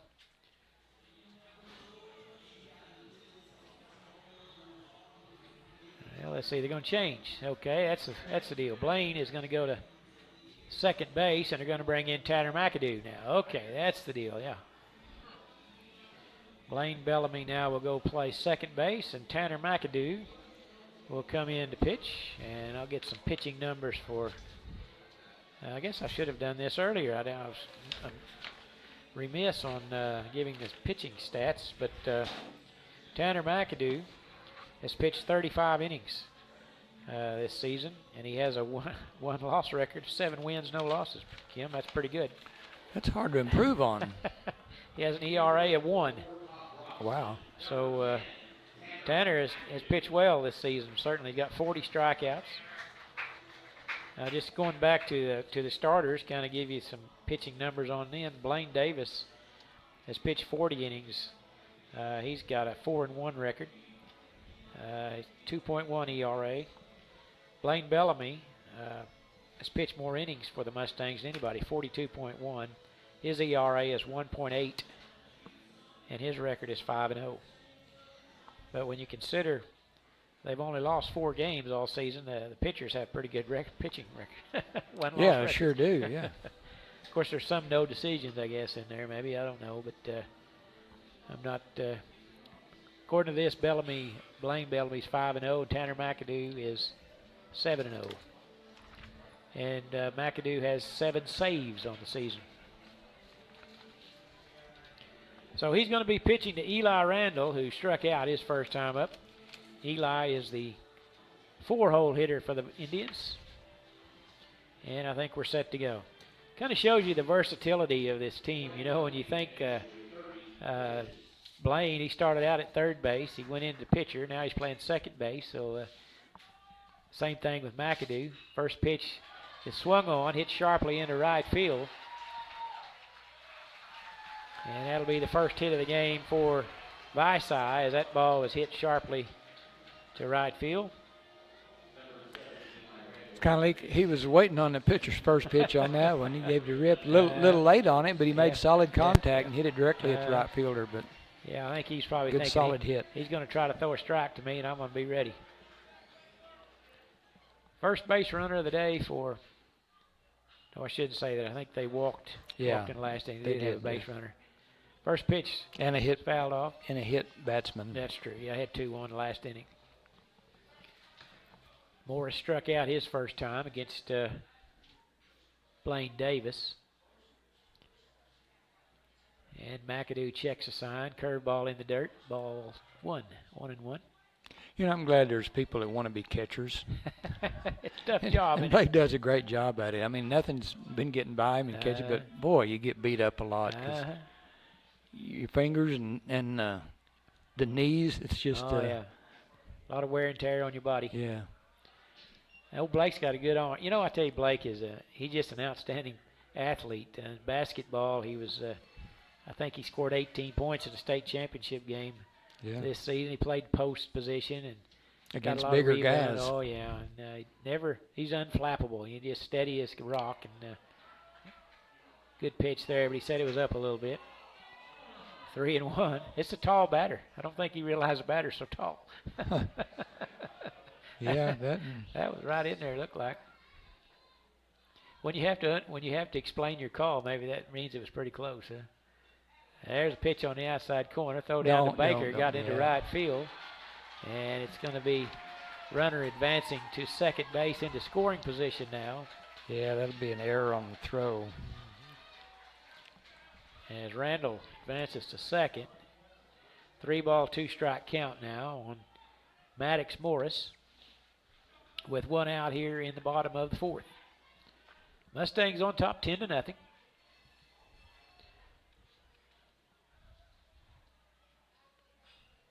And outside pitch swung on and chopped foul.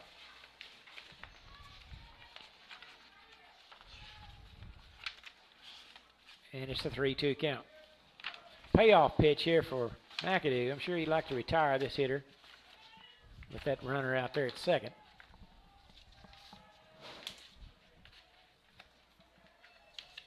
He checks the sign. Kicks and delivers. Curveball swung on. Popped into short right field. Right fielder coming on. Makes the play. And that'll be the second out as... Let's see, who's the right fielder out there? Is that Davis? I believe that's Blaine Davis playing right field. Yes, it is for Number the Mustangs. 11, yes. And he made the play. You know, just some scores previous today. Roth today beat Kiowa 13-0 in the 1:30 game. Moss defeated Calumet 9-4, so they will play tomorrow at 2. And then there's a strike on the outside he called. And then in the previous game here, Tupelo defeated Crowder 5-1. So Roth and Moss play at 2 tomorrow, and Tupelo plays the winner of this game at 4:30 tomorrow. All righty. Jason Nebbit, the catcher, batting. Throw down to second, and safely back is Morris. 1 ball, 1 strike. I'd like to give a shout out to my granddaughter Emerson today. Yeah? Yeah, she had a couple of stitches put in her lip today. She slipped on a trampoline and had to go to the emergency room, get a couple of stitches, and so I hope Emerson's feeling better tonight at home at Okarche. Ouch. Yeah. Yeah, stitches are no fun. No, but I'll bet she's at Oh, it, yeah. at again tomorrow. I bet so. she is too. She's With a a go. with a puppy lip, Yeah, probably. she's a go-getter. 2 balls and a strike. McAdoo comes to the plate. Curveball outside. Boy, he wanted to Yeah. offer at it. Decided not to. 3-1, just a tad outside.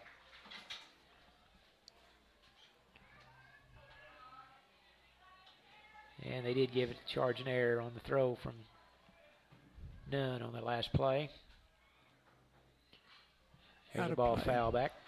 Yeah, still let people will give the answer at the end of the inning. But how many Cy Young awards did Nolan Ryan win in his 27-year career? Yeah. So, what a great pitcher he Oh, yeah. was. The original, not the original, but one of the great fastball Oh, yeah. pitchers of all time. Hard worker. Yeah, He's one of those guys that nobody throws that Ooh. ball. that hit a bat or his helmet. Well, it went behind him, I thought. It hit one. It hit something. Must have been the helmet. But he didn't phase him as he'll jog to first. Yeah, Nolan, it's amazing how many he's going to be pinch run for over there, but amazing how many complete games the guy pitched. It's just incredible how strong Yeah. he was, you know. And he was still throwing hard at the age of 45 or whatever he was. Yeah, he was a great arm on that Uh-huh. one. Ian Heidelball now, the DH. He struck out his first time back in the third. Runners now at first and second with 2 outs. And McAdoo's pitch is right down the middle. Throw down to second base. Willits tracks it down. You know, you can be pretty confident as a catcher throwing the ball to second when you have the middle infielders at Fort Cobb have to retrieve those throws. Getting a pretty big lead out there, and that ball's a little high, 1-1.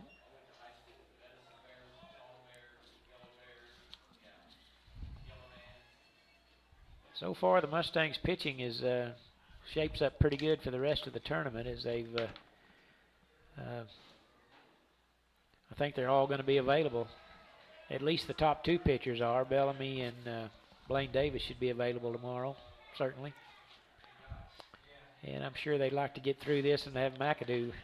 Yeah, that's where teams get in trouble in a 3-day tournament is they run out of pitching. Yeah. But it's managed well by the coach. Oh, yeah.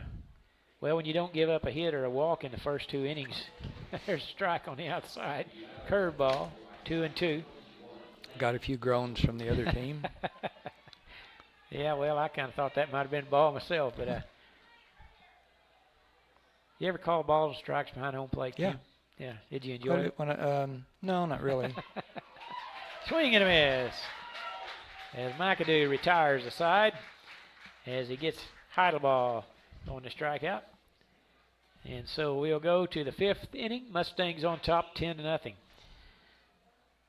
And coming to the plate for the Mustangs will be McAdoo. Will be 9-1-2. McAdoo, Jackson, and Eli for the Mustangs of the fifth inning. All right, Don. Question: how many Cy Young awards did Well, Nolan Ryan like win? And I can tell you that, like I said, Roger Clemens won 7. Randy Johnson won 5. Greg Maddox and Steve Carlton won 4. There's a long list of 3. Justin Verlander, Max Scherzer, Clayton Kershaw, Pedro Martinez, Jim Palmer, Tom Seaver, Sandy Koufax all won 3. Hey, I got an answer here. Okay. Larry Picotti Yeah. from Fort Cobb, Oklahoma, has texted me with the answer of 0. He says What? he never won one. He is absolutely right. All right, way to go, Larry. Is that not a condemnation of the voters I would say so. that do that? Nolan Ryan Uh-huh. never won a Cy Young award. I would hate to be on the list to say that I never voted for him to win a. You would think win. Robin Ventura was that committee. Yeah, probably so. Yeah, I don't think Robin's heart was in that at all. You know, I read the documentary Yeah. I saw where they had a deal on their team was the next guy that got hit was going to charge them out. Or he got fined like Yeah. $700 or yeah, something so like it that. just happened to be his and, turn. and if you watch it, you can tell Robin Ventura, you're right, didn't have his heart he in it. didn't really want to do But that. but of all the great things that Nolan Ryan did, and like 7 no-hitters and career strikeouts and all that stuff, never won a Cy Young award. That's hard to believe. Really is hard to believe. Yeah. So, okay. The next question I have All is, you got a 50-50 chance of getting this. All right. What's rarer in Major League history? The unassisted triple play or a perfect game? Oh, I'm going to say the unassisted triple play is rarer. Well, let me tell you, there have been 23 perfect games. Okay. There have been 15 unassisted triple plays, right. so you got it 15, right. yeah. Now, what is the rarest play in professional baseball of all time? And I'm going to tell you it's happened once. The rarest play? Not in Major League Baseball, in professional baseball. You can professional. think on that. Okay. Got a new pitcher in for Vici, left-hander. And I believe that's Case and Leach, if I'm not mistaken. Number 6.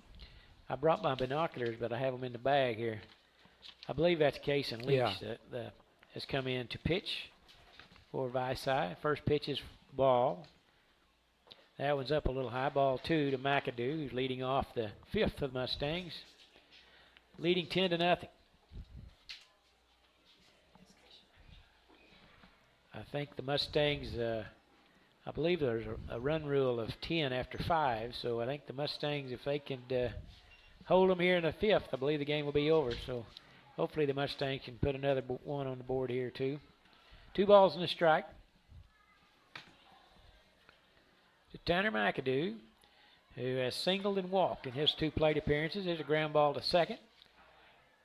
And they make the play. Oh, he dropped it. The ball, Yeah. and he'll reach on an error. So good hustle there by McAdoo. It wasn't a real bad throw, but it bounced right in front of the first baseman, and he wasn't able to corral it, and it was on the ground when Tanner went across first base. So that'll be the 5th error of the night for the Vici. and I believe if it bounces, it's an error on the thrower. Error on the second baseman. There's a pole right between me and first base, Kim. I can't see it. That brings Jackson Willis to the plate, who has ground out, reached on an error, and hit a sharp double way back. There's sky high to right field. Right fielder coming in, and he makes the play. And that will retire Jackson. Looked like he was struggling seeing that too. It's yeah. like, I mean, it's really hard for us. It's Yeah. kind of a twilight thing. Yeah, that was Jackson's first time as a right-handed hitter against a left-handed Yep. pitcher. And now Eli will be at the plate. Eli has walked, singled to right, and tripled to the right center field wall. He's had quite a night tonight. 2 for 2. Also switch hitting. And so three stolen bases.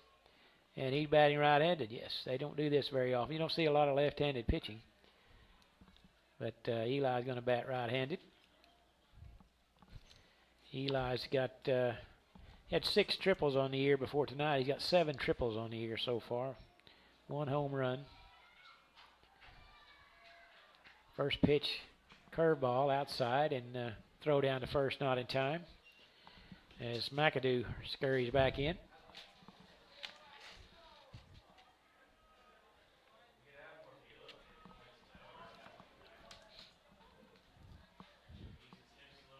And the left-hander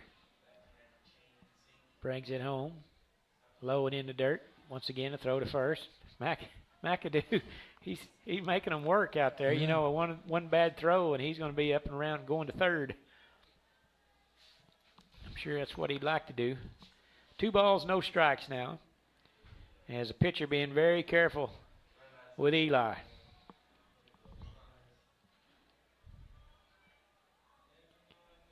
And that one's outside, ball 3. None of the 3 pitches to Eli have been close. Eli's saying, throw one in here. I'm telling you. Blake Nunn on deck for the Mustangs. 3-0 count. You think he's got a green light here, Kim? No, not yet. Okay. Ball 4 a little high, and they throw down to first. Well, it doesn't really matter because it was a ball 4 anyway. So anyway. Runners at first and second. That's the second walk tonight for Eli. You know, Don, we were in the store the other day, and Kate and I were looking at some stuff, and I I noticed all these women that wear the yoga pants. Yeah. You know, it yeah. seemed like the thing. And I asked her, I said, you think all these women that wear the yoga pants actually do exercises in yoga? And she said, well, you ought to know the answer to that, Mr. Running Shoes. Oh, that's a great answer. So that kind of shut it up. Yeah, that's funny.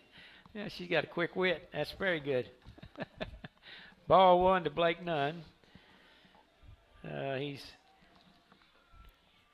reached on an error in the second.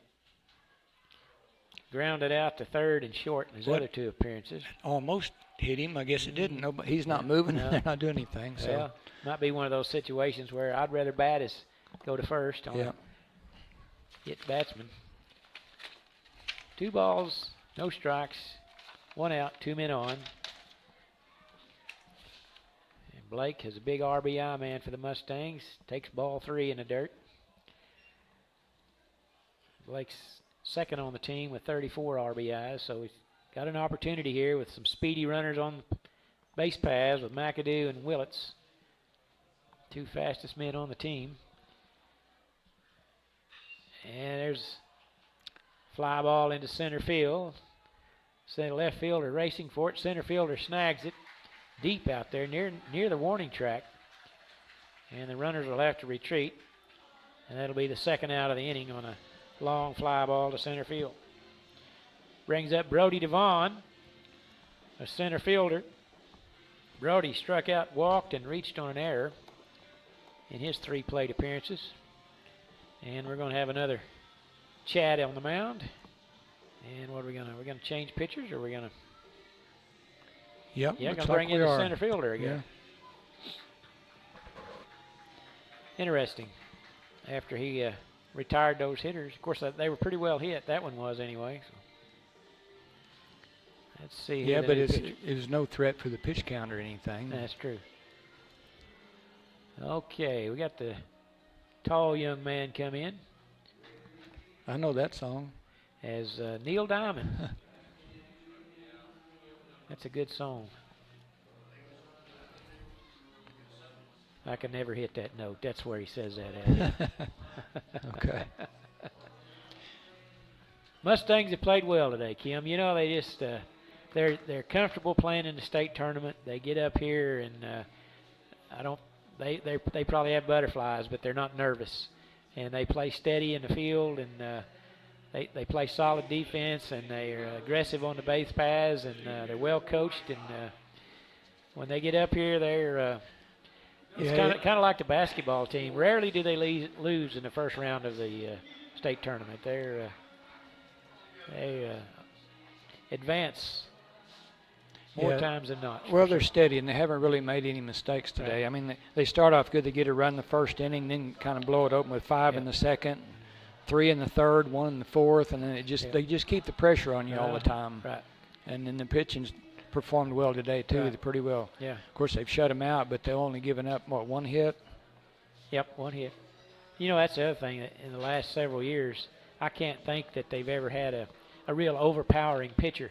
You know, that someone that throws, you know, consistently in the high 80s or whatever. I know Eli and Jackson can throw, but they're not their main threats of pitchers. But they won it with consistent pitchers who throw strikes, move the ball around, and they're actually pitchers, you know. And well, if your pitchers well. don't get you in trouble, Yeah. you know, they hit well and they're going to score some runs. Yeah. So the pitchers don't have to shut them out Right. every inning. But they use their head. It's kind of like Tom Glavine and Greg Maddox and those guys. They didn't overpower you with fastballs, but they knew how to pitch, and Right. that's what Fort Cobb's had for a number of years. All right, we've got Devon now to the plate with 2 outs, 2 on. Top of the 5th.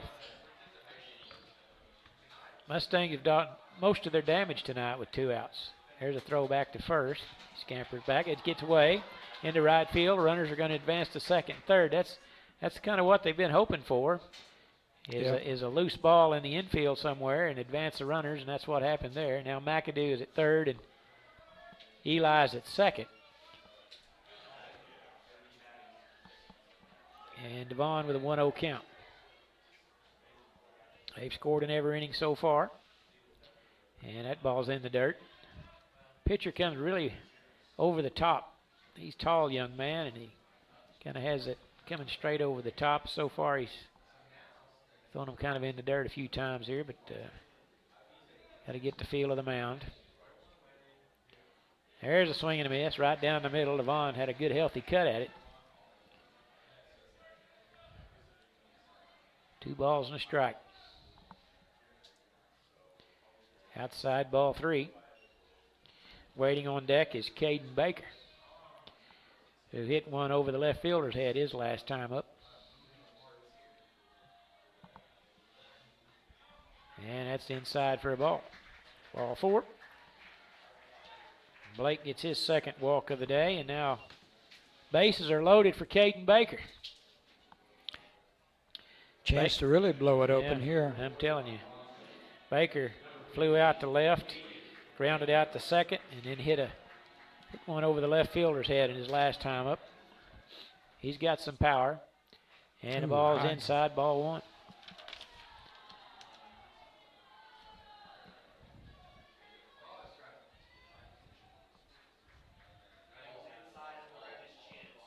There's a swing, base hit into left. Baker delivers. He's going to score 2. Here comes Willits, rounding third and safely in, and that's 2 RBIs for Caden Baker. And it makes the score 12-0. So a good single into left by Baker. And that brings up Blaine Davis, who is 0 for 3 tonight.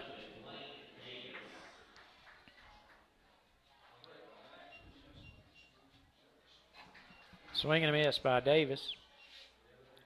Grounded out to second twice and struck out in his last appearance.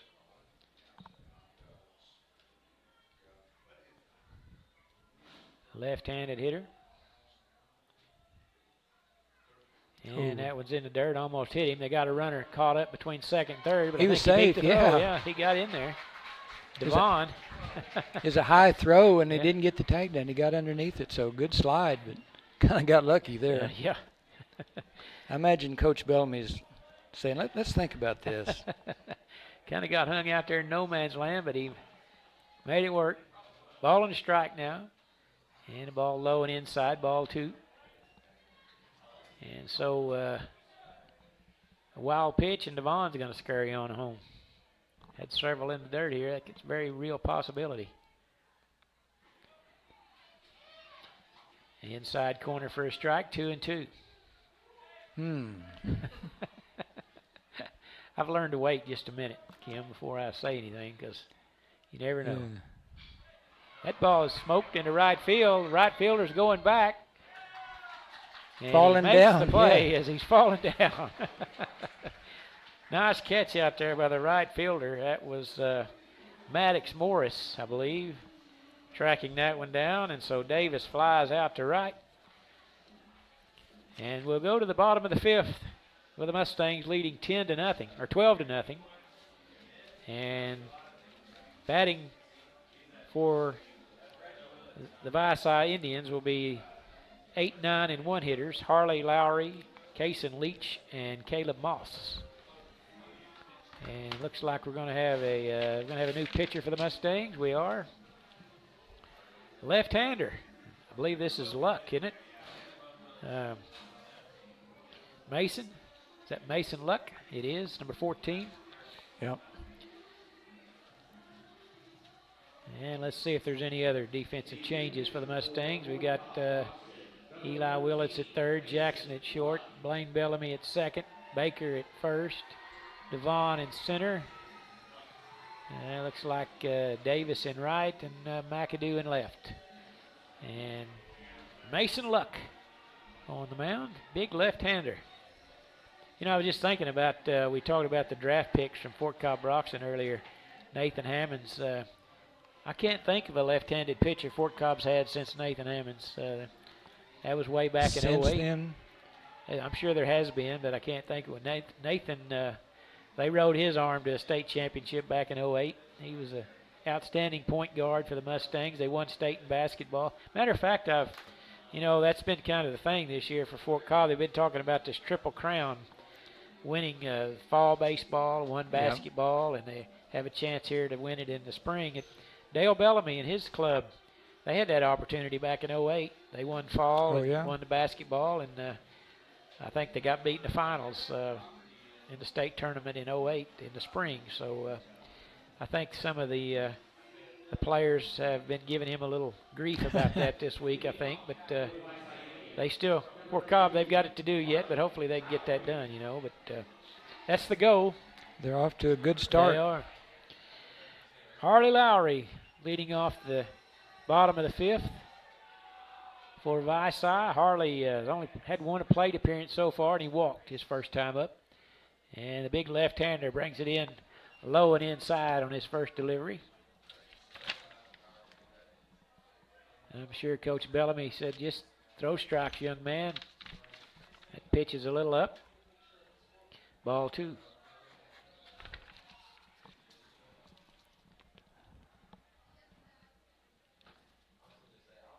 And the third pitch is a little high, 3-0. Yeah, I'm sure he's probably got some nerves out there. You know, he's a young pitcher. Let's see what his pitching numbers are so far this year. There's one in there for a strike. Mason has pitched 4 innings so far on the season. And walked 1, struck out 7. Swing and a miss, 3-2. Pitched in 2 games, had 2 appearances. He saved 1, and he's won 1. So pretty good outing so far for Mason. He'd like to retire this first one here if he can. Pitches outside for a ball. And so Lowry will reach on a walk. That's 2 walks for Lowry. He's got a good eye at the plate. And now Kason Leach, the center fielder, who was hit by a pitch in his only appearance, only plate appearance back in the 3rd inning.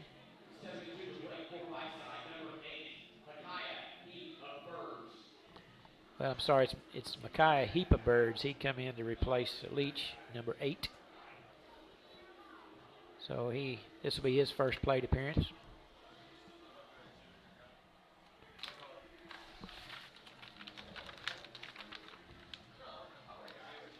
And umpire doing his bookkeeping.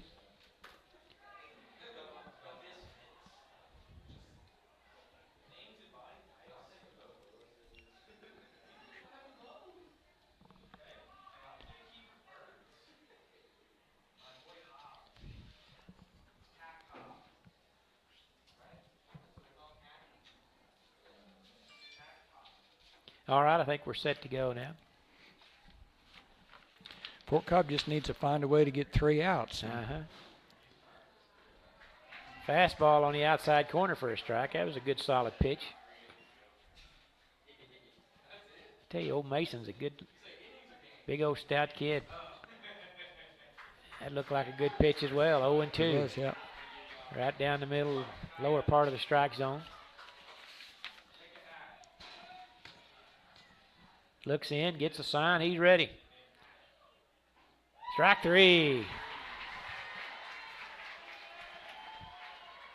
Now there's the first out of the bottom of the 5th, and that'll bring up the leadoff hitter, Caleb Moss. And Caleb is 0 for 2 today, grounded out to 3rd and flew out to center field in his 2 plate appearances. He's a hitter. I think he went after the first pitch in those other 2 at-bats. Takes the first one for a strike.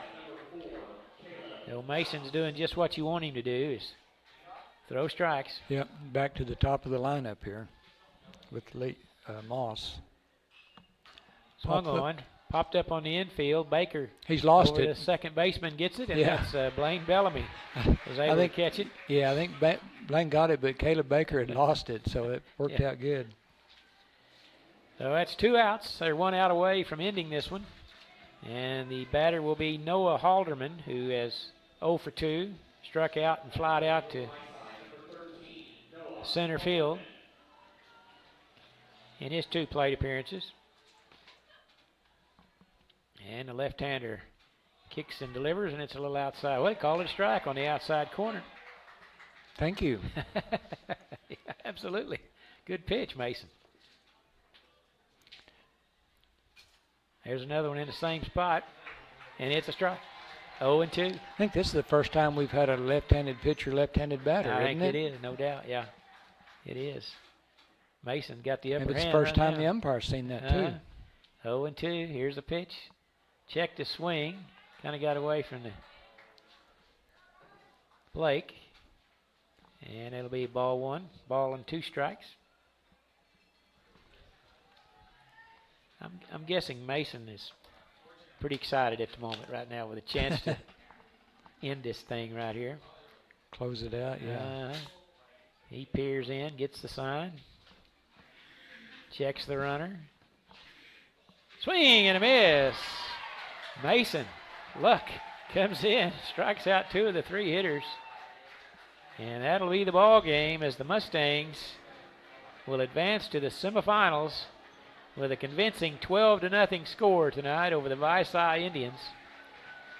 As the teams will line up to shake hands.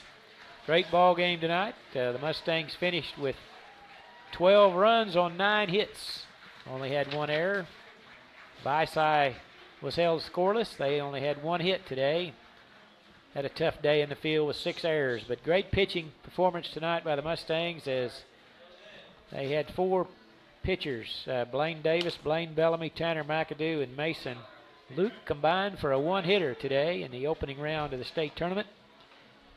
And the hitters prevailed also as the Mustangs scored in each of the 5 innings today, led by Eli Willits, who was 2 for 2 at the plate, a couple of walks, a triple, and scored, I think he might 3. have scored. Did he score 3 of the 4 times on the bait? Or Yeah. Okay. Yeah, he was left on third the other time. Okay.